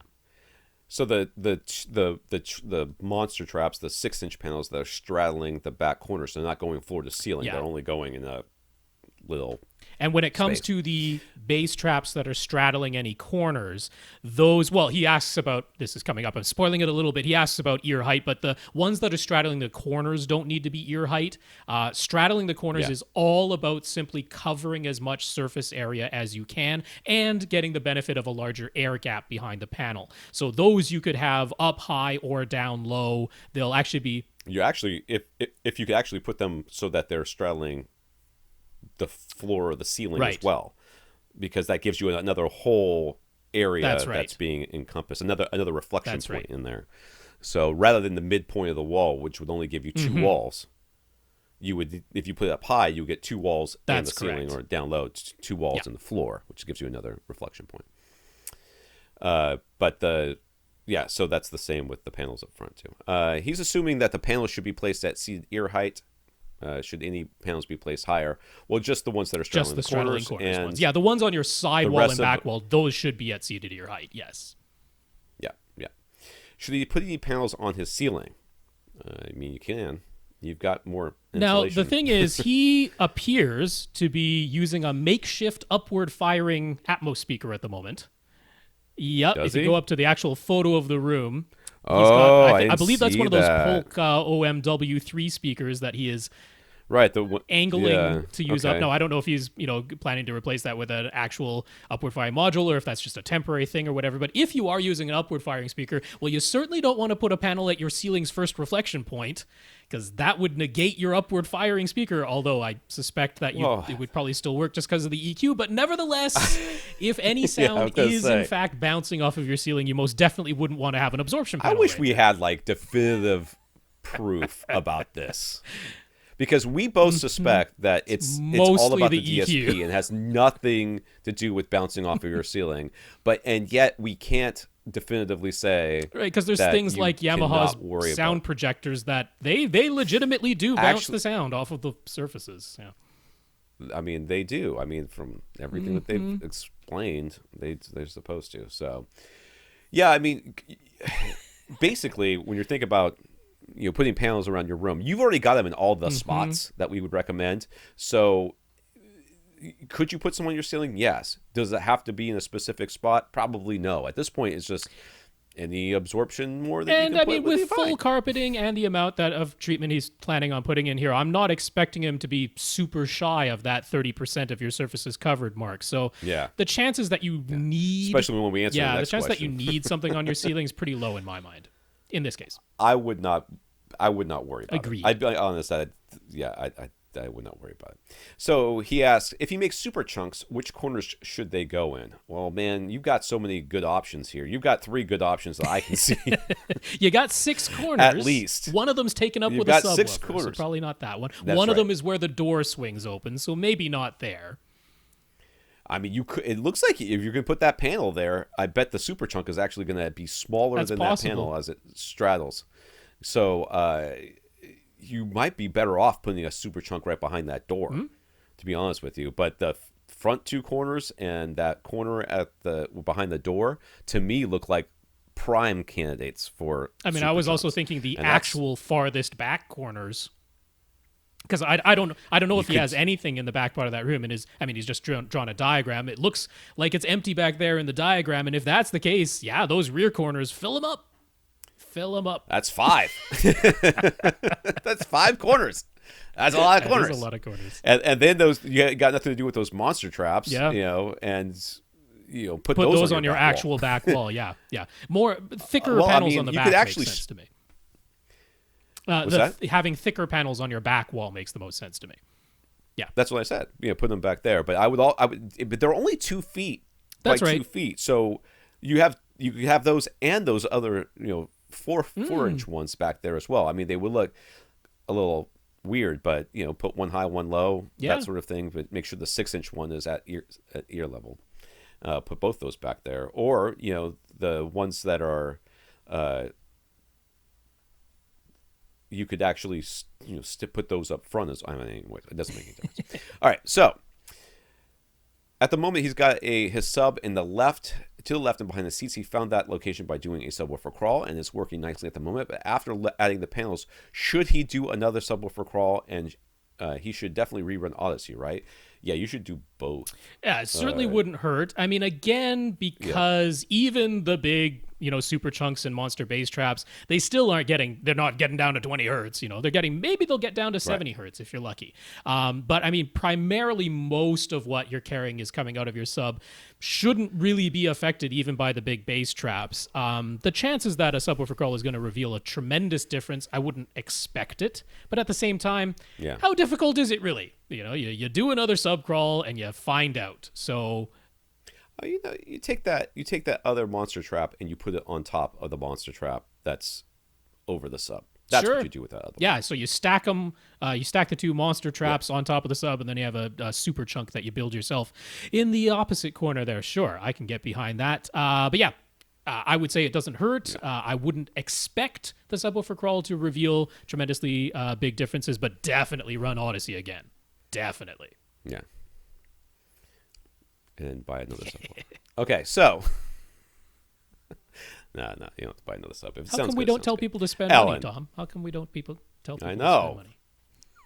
Well, we're only suggesting $500 subs, not $10,000 JBLs. We didn't say to replace the power cords JL either. audios. That's heresy. You need $1,000 power cord Cheap. for your lamp. Alan heard us talk about Ohm Walsh speakers a few episodes ago. Yep, We did? it came up. Was that? I don't remember if you were here or not, but we definitely talked No, about I don't think so. You recall the review of the Ohm Walsh 200 Mark II Towers speakers in the Audio Critic magazine from 2003. They published a whole bunch of measurements as well as an explanation of the Walsh driver design, plus the normal description of setup and listening impressions. The measurements indicated that below 1 kilohertz, the speaker really was almost completely omnidirectional with fairly linear response down to 40 hertz, which lined up with the port tuning. Above 1 kilohertz, the speaker was more directional. Oh, it was omnidirectional. Yeah, before, below so 1 kilohertz, omnidirectional. Above 1 kilohertz, more directional. Was more directional with the unusual characteristic of essentially aiming its treble 45 degrees to the inside towards a centrally located listener. That lined up with the way the tweeter was mounted inside at a 45-degree angle. Mm-hmm. Okay, whatever. The reviewer talks about how they play low enough not to need a subwoofer. Of course they do. And it also points out how the Walsh 200 Towers definitely have a distinct character with advantages and disadvantages. It was primarily compared with some B&W 801 speakers, which themselves have a but character. they kept saying the B&W 801 sound more linear than these Ohm Walshes, so there was that. Oh, or God more help neutral. us. I think they used the word neutral. Yep. So Alan just wanted to know what we think of that review. Does having all those measurements inform or change our opinions at all, since we said that we hadn't heard the Walsh speakers for ourselves, but had our doubts about the design? It must have been when Lee was here. It very well might have been, yeah. So the Ohm Walsh speaker, to remind people, it uses a traditional cone, but it's a very deep cone, right? A very pitched cone that goes in quite a bit. And they actually have it fire straight down into the body of the cabinet, and then the back surface of the cone is what actually radiates the sound. Now, the original Walsh design, that was it. It was one driver, no crossover, nothing. One driver produced all the sound, and then they were like, what about treble? So they eventually added a tweeter to it. But they're like, the whole point of the Walsh driver was to be omnidirectional. So like, well, to get a tweeter to not sound too directional, they basically positioned it so it's firing in at 45 degrees like a pair of speakers that have been really heavily towed in. And then the current ones also have the tweeter kind of firing up a bit so that you're not getting any on axis ever, right? That's the omnidirectional thing, right? It's always firing off axis at you. So it's a odd design. It's not one that I don't tend to back speakers that no recording studio anywhere in the world uses a speaker like that. Because I'm like, the people making it never heard it on a speaker like that. So, the argument that that's how it should be played back always makes me suspicious. But nevertheless, those were my doubts about the design. Now, coming back and saying, okay, you've got all these measurements that are saying, well, it doesn't measure too badly. Now, they had the whole thing where if you consider on axis to be 45 degrees off axis, because that's where the tweeter is, and then you go 15 to 30 degrees to the left of that, so like getting close to 90 degrees straight across, and then 15 to 30 degrees to the outside, meaning essentially firing straight forward now. Within that window, the treble looked pretty okay and actually quite uniform across that window. So I guess if you just rotated the whole speaker, like anti-towed it in, now it's essentially got treble response like you would expect from facing the tweeter that way. But then below 1 kilohertz, it gets pretty wild in its dispersion. It's basically omnidirectional. And the reviewer talked about, oh yes, sometimes it sounded more open, but other times it made it difficult to tell exactly where the sound was coming from, or it became more nebulous or cloudy or whatever. There was a whole bunch of subjective terms. The listening impressions seemed pretty useless to me in the description in this review, because they just love to talk about, this is the type of music I'm listening to, and here's where it excels, but it's not so great for female vocals, but it's good for this particular instrument. I'm like, right, when you can't talk about a speaker, you talk about the music that you're listening that's to. right. But in particular, Alan, my impression of the review itself was, wow, that was a lot of words and description about the measurements that were taken, which makes it sound like, oh, this is someone who knows what they're talking about. Look at the technical detail they went into about the specifications of the equipment they used to measure and blah, blah, blah, blah, blah. It was all done in a room. All the measurements were taken in a room. So I don't care about any of those measurements. It only applies to that one guy's room. Well, that's what it was. Herein lies the real problem with what I would call the audiophile speaker designs. And I don't use audiophile as a descriptor here. Like, I consider myself to be an audiophile. I consider Rob to be an audiophile. I love audio. We care. We love audio. As the definition of the word, audiophile is someone who loves audio. Yes, by that definition, we are audiophiles. We love audio. But when I'm talking about audiophile products, I'm talking about products that are geared to sell to people who love audio and want to feel special. Seems to because of it. And that comes down to your special power cables, your special, turntable, $10,000 turntables, your, crazy equipment racks that, everything's on mushrooms, like, balls, silver balls or whatever, because somehow that does something, the clever little clock, the things, all these things, are meant to be exclusionary. Right. Like, I have bought this speaker that you didn't even know existed, and this is why it's important, and this is why it's much better than any of the speakers that you have. To a certain extent, Bose started off really very strongly in this camp. We have a speaker that you is of a design that you've never seen before. It's completely different than anything else, and therefore it's superior, and let us tell you why.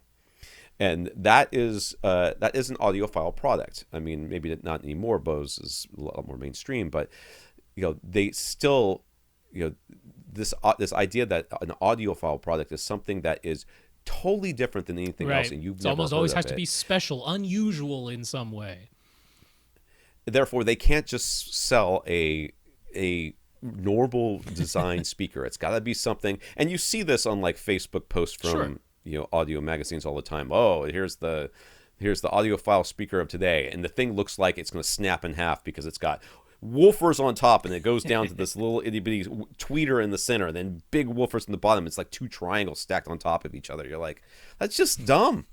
It's a dumb design. It looks dumb. It doesn't look like it's, there's any reason for it to be that way. And yet it is, and it is because you want to feel special because of this speaker. And this is what this type of speaker is. I'm not speaking specifically about the Ohm Walsh in that I'm speaking about audiophile speakers in general, which is they've got to have something unique. They've got to have something different. They've got to have something that you've never seen before. They've got to be super expensive, because if not, then why? And I mean, the must Ohms not aren't be good. Crazy. They're in the $1,000 to $5,000 range, so they're not not outlandish in that sense. But I mean, interestingly, the one thing that that some people might have keyed on in that review was talking about the particular way that they were able to image and create a wider than normal sweet spot. And that is something where, it was ages ago on this podcast that I talked about it, but the trial of heavily towing in your front, left, and right speakers.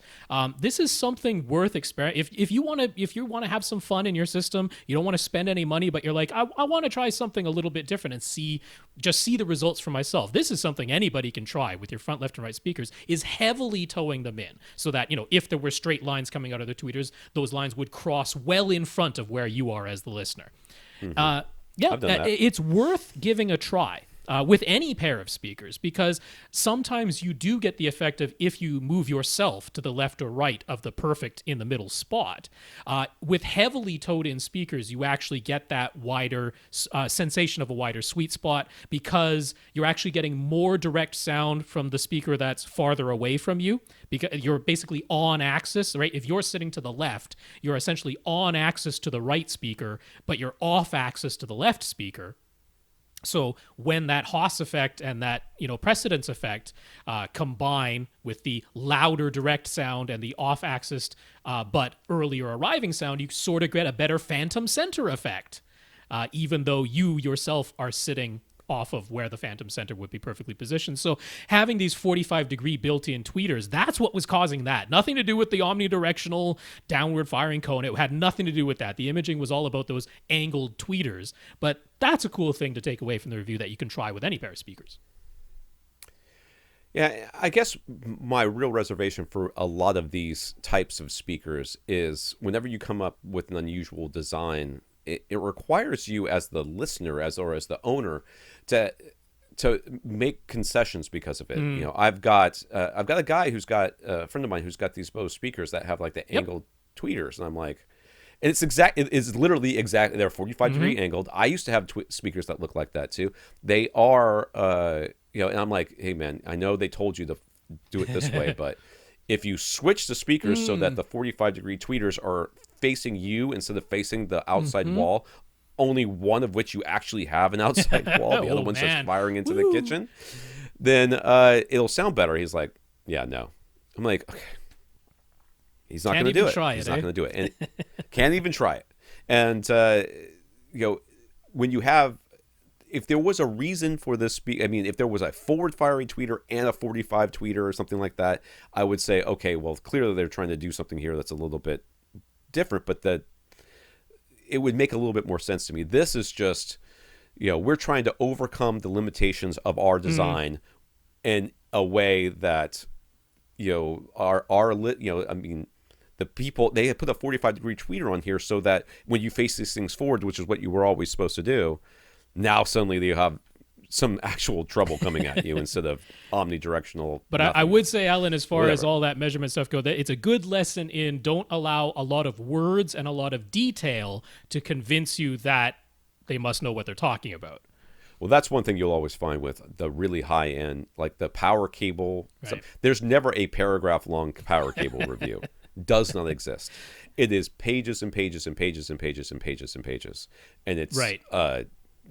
About how that's why we, as non-audiophile reviewers, I'm not reviewing those types of products, I always make fun of that because it's, my wife passed by and she noticed, and the dog noticed, and the neighbors next door noticed, and let me tell you about how it made me feel when I was making my Thanksgiving dinner.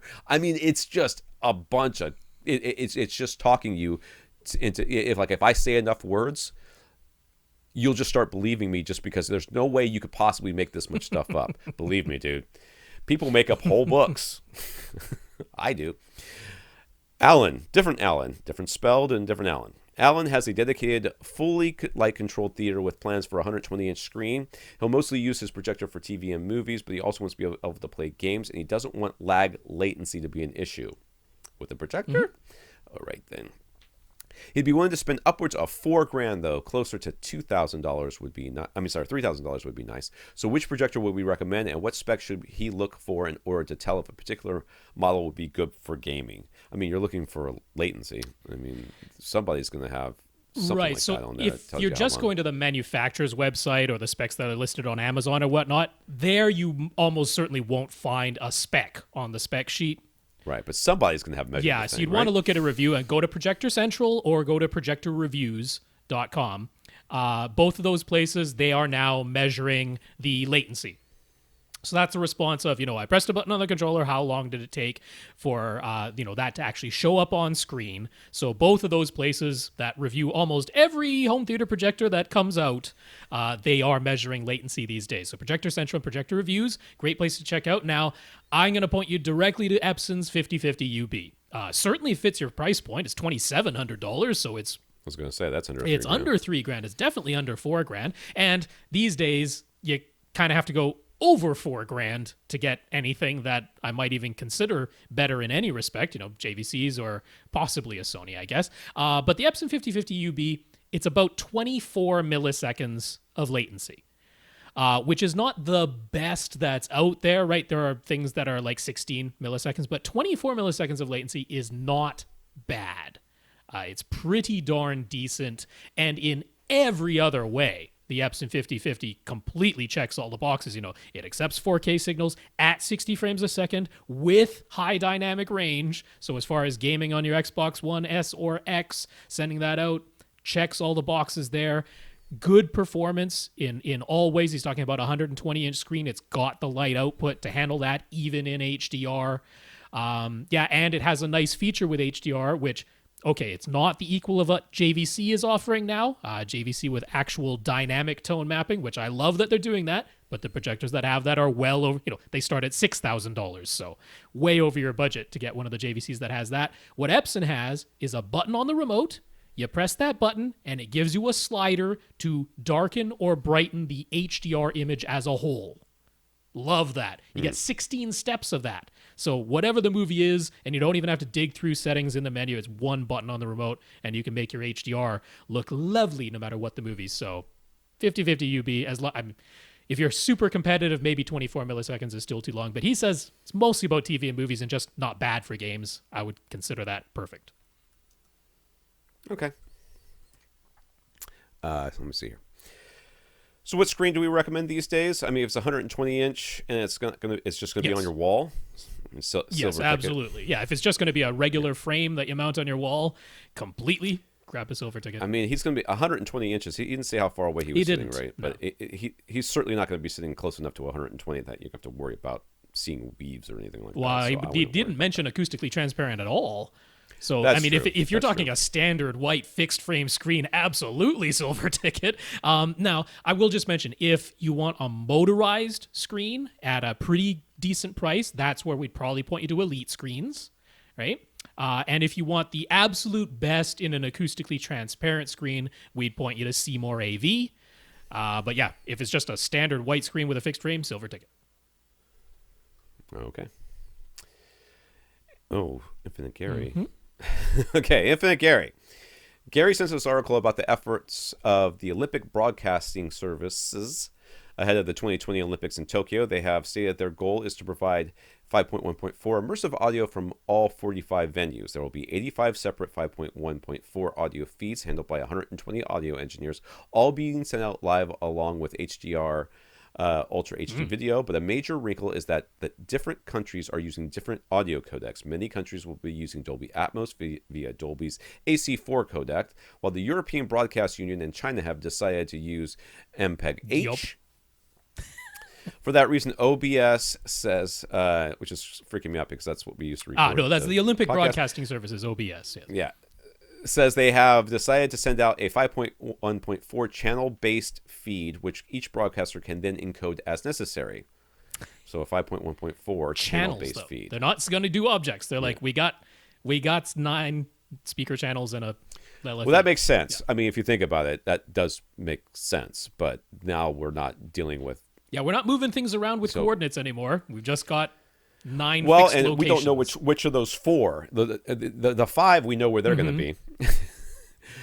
But what you'll get is no sound out of your surround backs. Right, if you just play it straight. Yeah. Yeah, because they will be having encoded it into some sort of... Anyways, okay, we'll keep going here. They're using all new microphones, production workflows, and modifying existing mixing consoles and meters, plus attempting to train the 120 staff members, most of whom have never dealt with live immersive audio before because no one has. So Gary wonders, how do we think all this will play out? I mean, we'll find out in 2020, but if they're actually placing sound into channels, what do we think will be coming from overhead? Do we expect any terrible or amusing glitches? Are we going to be watching swimmers as though we're in the stands, but hearing it all as though we are underwater? No, it depends on where they put the microphones. I mean, basically, they're going to have fixed microphone locations, 9 of them, and that's pretty much that, right? that's kind of the way it goes. Well, this ends up being the issue is if they encode it as into channels, which channels are they using overhead? And then if they take those channels and then whoever you're getting it from just takes that and says, okay, wrap that or slam that into an Atmos container the way that the Xbox One does it, then if the channels they're using are top fronts, top rears, 5.1, which they almost certainly will be. So then you people with front heights and top middles will be getting nothing. Well, all surround backs would be getting nothing. No, as I mean well. the renderer should still make sounds come out, but they might not be ideally placed. Because if not if it's already in an Atmos container. No, but that's the thing. Coming from the Olympic Broadcasting Services themselves, it isn't in any container yet. So they're leaving it up to the broadcasters to then. So I mean, what they're feeding them is channels which will appear to the broadcaster as stems. And then the broadcaster can take those stems and encode them however they like. So, I mean, essentially what you're getting is you're getting this stem of audio that was only recorded in one fixed location above you, say your front left top front speaker, right? It's got that one location. The people using Dolby Atmos can just say, okay, that's the stem, and we're just going to place it there. That's the coordinates we're going to give it, and those coordinates are never going to move or change. So it's stuck in that location, exactly the way like Wonder Woman was encoded on Blu-ray, where it's encoded in Atmos, but they just gave you 4 fixed locations similar to channels, and that's what you had. Now, if you played Wonder Woman through a system where you had not top fronts and top rears, you still got those sounds because your Atmos decoder in your AV receiver still says, here are these overhead stems. I'm going to place them as well as I'm able to, but they won't come from the correct locations. So yeah, I mean, to do this as a channel-based system, they're basically just going to have 9 fixed microphones in each of these venues, and that's what you're going to get. Well, I mean, I think there is talk. The way it sounds like, based on what I just read, is that they're going to have multiple microphones all the way around, and then when you change camera angles, that'll be grabbing the different mics that are there. I'm just worried that they're going to send out channel-based, and then if that's not encoded into an object-based where they're actual objects, if it's just encoded into the way, like you said, the way that Wonder Woman was done, you're going to end up with, like Xbox One, it's going to be channels unused because they're not the right. Not impossible. Right, yeah, that could be. I do think, Gary, that I mean, since everybody's new to this, including the broadcasters are completely new to this. Right? Oh yeah. I do think that we might have some glitches occur. That is certainly. I mean, somebody just takes the wrong channel stem and puts it in the wrong location, and the announcer's voice is coming out of your surround left channel now because it's all new, and they're going through. I mean, they're having to double up. They're having to take their standard 5.1 mixers but use 2 of them, right? Because now they're dealing with 10 channels, including the LFE. So yeah, I can imagine things getting steered incorrectly, not necessarily even by OBS, by the broadcasters that they feed it to, who are then encoding it in whatever format they use. Yes, I could foresee some amusing or bad glitches happening. I wouldn't be surprised if it did. More details about Samsung's displays efforts to convert their South Korean manufacturing facilities from LCD to QD OLEDs have been announced. As reported previously, both their South Korean LCD facilities, both of their LCD facilities are shutting down immediately, leaving only their Chinese LCD factory in operation. The new information is that mass production of QD OLED at these 2 facilities won't begin until 2022. Yeah. Samsung Display is investing almost $11 billion in this transition, and in the end, they say they'll be producing only a little more than half as many QD OLED substrates as their number of LCD substrates being made today. They claim their use of 3 blue OLED emitters per pixel plus layers of green and red quantum dots will allow them to produce QD OLED TVs that use fewer layers, lower material costs, and have higher yields than LG's WRGB OLEDs, but they admit they still face several technical challenges. So Gary wonders, after all of that, what all this means for consumers. It means that we have to learn a bunch of acronyms because I know no one understood anything I just said because I read it and I didn't understand it. It looks as though OLED is here to stay, right? Yeah. There's no way Samsung would be investing this much if they didn't foresee a future for OLED TVs, right? But if they can't make as many OLEDs as LCDs, will OLED prices ever get as low as LCD? LCDs used to be the most expensive thing out there. Now they're the least expensive thing because they've been there for so long. It's just the way it works. What about other TV technologies? Lots of people got excited about micro LEDs, including you. But LG just built their huge OLED facility in China, and now there's the Samsung news. Will OLEDs eventually flood the market? Yeah.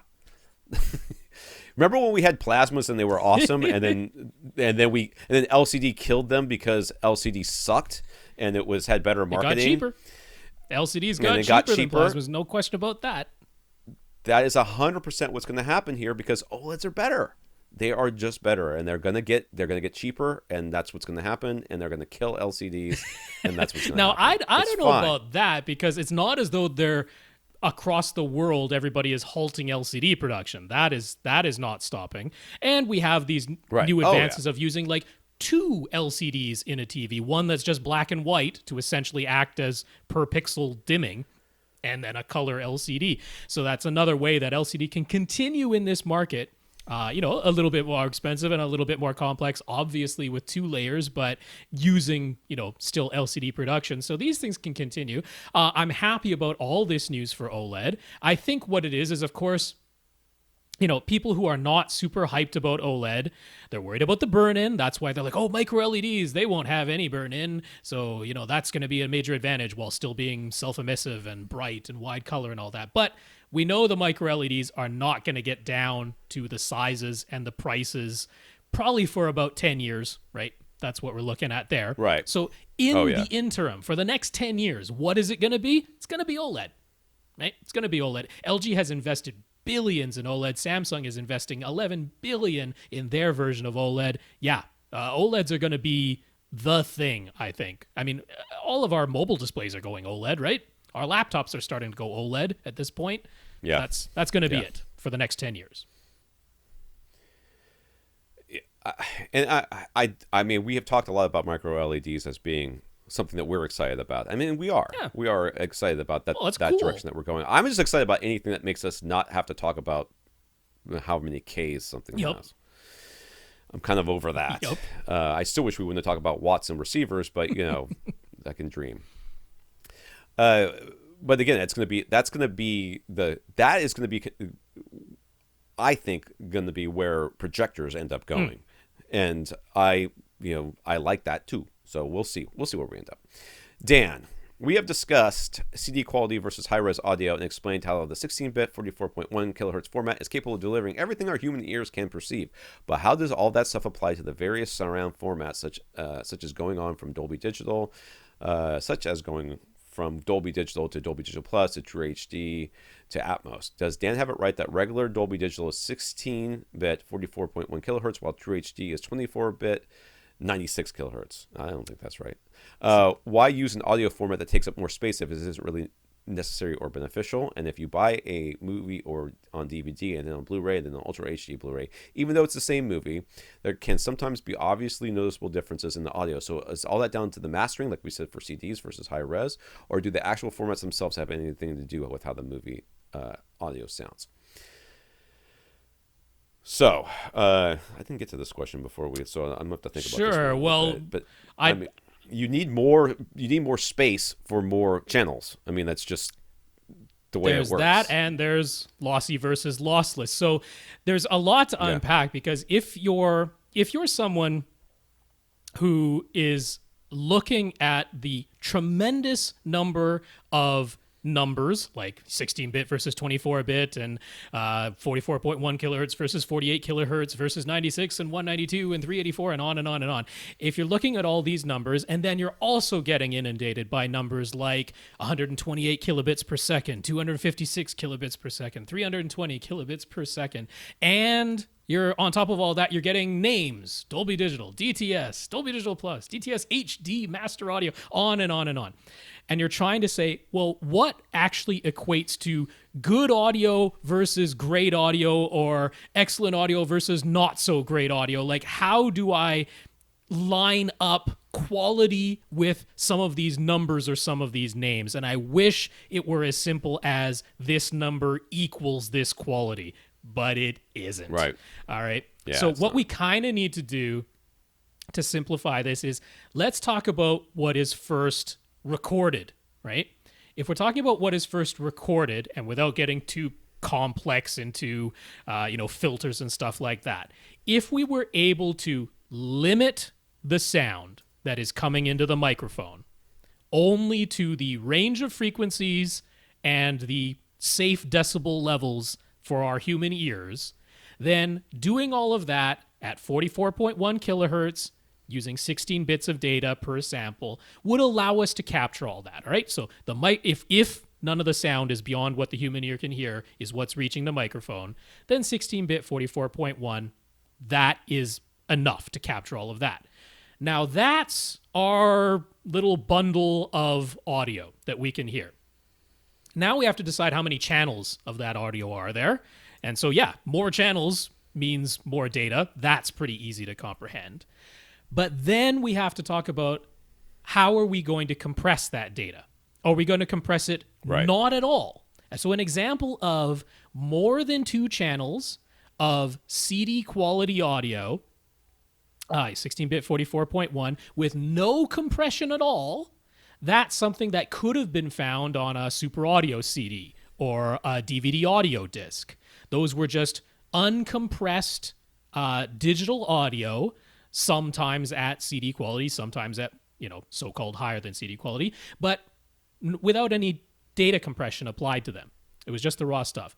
Then we could also talk about compressing it in a way that loses no information. You compress it, then you have some kind of decoder that decompresses it, and after that process, you're exactly bit for bit to the original audio. That's what Dolby True HD or DTS HD Master Audio does. They are lossless. It's also what FLAC does, or Apple Lossless, ALAC, right? They take the original audio, they shrink the file size, but then after you put it through the decoder, it blows it back up, and nothing has changed. It's exactly the same.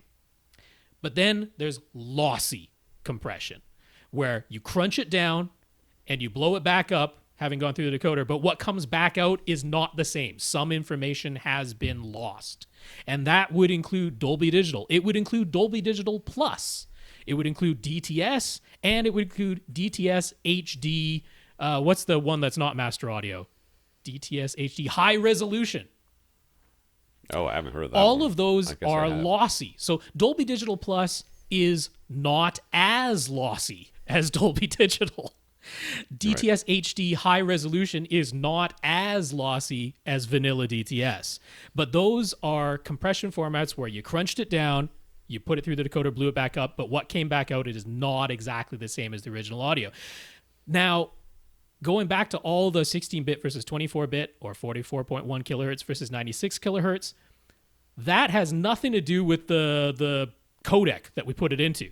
That's all. What was the original audio? The original audio was 16-bit 44.1 kilohertz, 8 channels of it, whatever it was, right? And then we put it into a container like Dolby Digital Plus or Dolby True HD. And what comes off of a CD is wave, isn't it? Well, it's just PCM. Yeah. It's just PCM, straight PCM audio, 2 channels of it at 16-bit 44.1 kilohertz. So we've got this original audio, then we've got how did we shrink it down? If we shrunk it down, when we blow it back up, has anything been lost or not? Those are sort of all the variables that we're dealing with here. So like on a DVD, the audio there was probably 24-bit 48 kilohertz, because that's what movies all use. All movies use 24-bit 48 kilohertz. That was the original audio that they did. Why are they using more than 16-bit 44.1 kilohertz? Well, that's kind of a whole other discussion that we could get into one day. But suffice it to say, that's the format that they decide. That's their raw audio. On a DVD, they threw it into a Dolby Digital or a DTS container, which means it's lossy. It means after the decoding process, information has been lost. And sometimes they didn't use the maximum amount of data that Dolby Digital or DTS could use. Sometimes, like an MP3, they chose to shrink it even more, to lose even more data, to make the file size even smaller. And that's what you get on a DVD. On Blu-ray, we got the lossless formats. We got Dolby True HD and DTS HD Master Audio. Still the same original 48 kilohertz 24-bit audio, but they put it into a container that didn't lose any information now. Shrunk it down, blew it back up, but it came out exactly the same as the original. And sometimes that's enough to hear some small differences, especially on the heavily compressed Dolby Digital stuff. You could actually hear some of that compression like you can on a heavily compressed MP3. But more often than not, they remastered the audio for the Blu-ray release versus the DVD release, because the DVD release was almost certainly 5.1, and the Blu-ray was probably 7.1. Most of them were, and they remastered it. Yeah. After the first couple of months of those that's formats right. being out, that everything came and then out beyond all that, if you want to talk Atmos and DTS-X, unfortunately, those things, the easiest way to think of them, it's not completely correct to say it this way, but the easiest way to think of them is as extensions that are on top of something like Dolby Digital Plus or Dolby True HD, because Atmos doesn't tell you whether it's lossy or lossless. DTS-X doesn't tell you if it's lossy or lossless. It just tells you that now it can put sounds overhead if you have an Atmos or a DTS-X decoder. It's still going to be in either a lossy or a lossless container. So there's Dolby Digital Plus with Atmos. There's Dolby True HD with Atmos. So saying Atmos is like the new container, not really. It's an extension on top of the existing containers. I don't know if that clears anything up. Yeah, it's clear as mud. So again, it's I guess the short version of this is, we know that some of them are lossy and some of them are lossless. We think that the Atmos and the DTS-X are the lossless version with the basically metadata that tells them where to put the objects and that sort of thing. We're not 100%. We can't know for sure, but on the physical Ultra HD Blu-ray discs, so far, they've done a pretty good job of labeling that this is Dolby True HD Atmos. So you're like, okay, it's a lossless container with Atmos extensions. Usually, if it's DTS-X, it'll say this is DTS-X Master, which means... And what comes off your CD, because we were talking about that, when it comes off your CD is PCM, so there is... No container, no compression at all. It's just the raw digital audio. Right. So if you were going to take it off, your computer would naturally either want to put it into a container that was lossy, or you would have to force it. Usually it defaults MP3s because... File size. Whatever. You would have to force it into something that was either less lossy or lossless, like a WAV, which is lossless bit for bit, uncompressed PCM, no as compression. Well. Yeah, it is, or something like FLAC or one of the other lossless compression codecs, which will save you size. A FLAC will get you about half, right? Half the size, but it's still quite big compared to what you get when you get an MP3. Right. When Dan was asking about, about the bit rate and the sampling, isn't Dolby True HD 24-bit 96 kilohertz? Nope. It certainly doesn't have to be. It usually isn't. It's usually 24-bit 48 kilohertz because, like I say, it goes back to the original audio. But there was 24-bit 96 kilohertz DTS, the old DTS, before any of these lossless formats existed. And if you have like something, if your player, and not all players will do this, if they have like an info button, a lot of times they'll tell you what the bit rate is, but it's not informative of the quality of the audio. It doesn't tell you anything about the audio, whether it's compressed or not. It doesn't tell you how it was mastered. It just tells you, what it's putting out. When we're talking about the bit rate of CDs and how it can contain everything that you can hear, it's a different discussion than what we're having. Yes, as far as it's not a way to evaluate how good it's going to sound.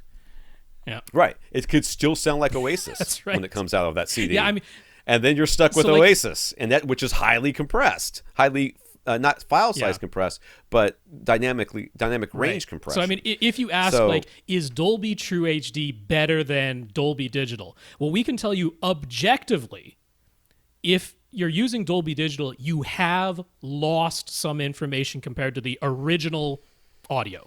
That is a fact. Right. That is a lossy format. If you took two files and took them, you know, two pieces of music, and you put them into those two file containers, and then took them out of those two file containers, they would not be identical That's any right. longer. So in that sense, could you hear the difference?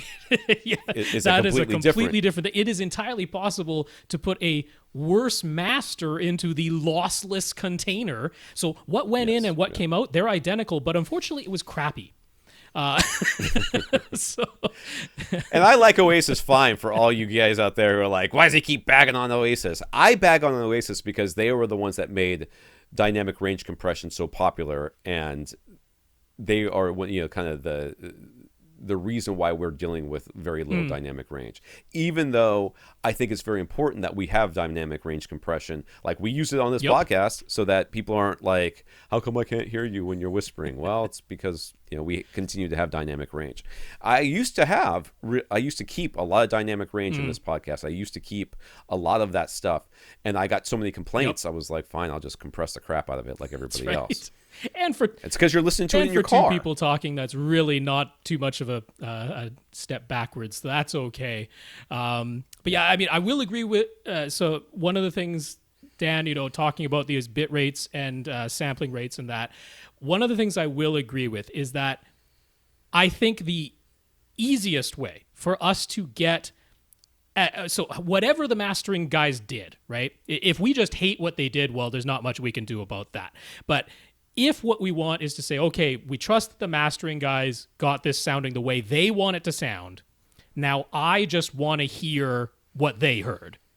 That the fewer steps in between what they created and the file that we play back, probably the better, right? The fewer opportunities for something to have been messed with in any way, probably the better. So if what they created in their studio was a 24-bit 96 kilohertz master, because a lot of them are, right? When you're working and manipulating the audio, it's often beneficial just mathematically, not audibly, but mathematically to have more bits to work with. So if that's what they created, and then we don't necessarily want the file size of just this massive multi-channel 24-bit 96 kilohertz thing. We want to make a smaller file size, but we use a lossless compression. The file size is smaller, but we lose no data. I mean, yes, I will agree. That's probably better. That's probably better than someone having to translate it down to a lower bit rate and lower sampling rate, because you gotta just set the filters correct. It's not difficult, but could something get screwed up? Yeah, something could get screwed up. Happens so all the less time. we have to change it, I agree, probably the better. All right, who's left? Carl. That was it from this week. We pretty much All caught right, up. Carl. That's good. Carl's on the list, and then a few questions came in, of course, on Monday. But yeah, we're doing good. If you want your question answered, just email us at question@avrant.com. We want to thank our donor, Kevin, who went to avrant.com. Well, if you say it, it's not going to hurt anything. If someone did, I know. I'm trying to get away from it. I've been saying it only that way for 10 years, 12 years, something like that. He went to avrant.com, clicked on the buy us a cup of coffee link, and left us a PayPal donation. So thank you, Yes, Kevin, thank you very much for the donation. Appreciated. Even if you didn't type www.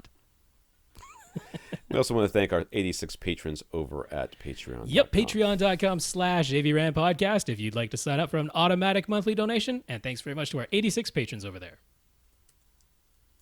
For AVRant, I'm Tom Mann. And I'm Rob H. Now go out and listen to something.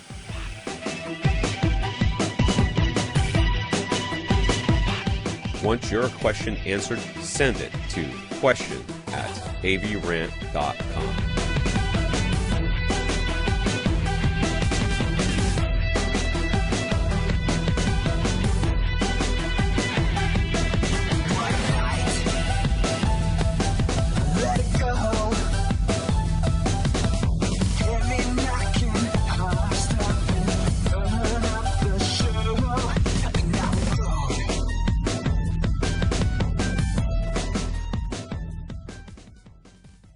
This is AVRant. Now go out and listen to something.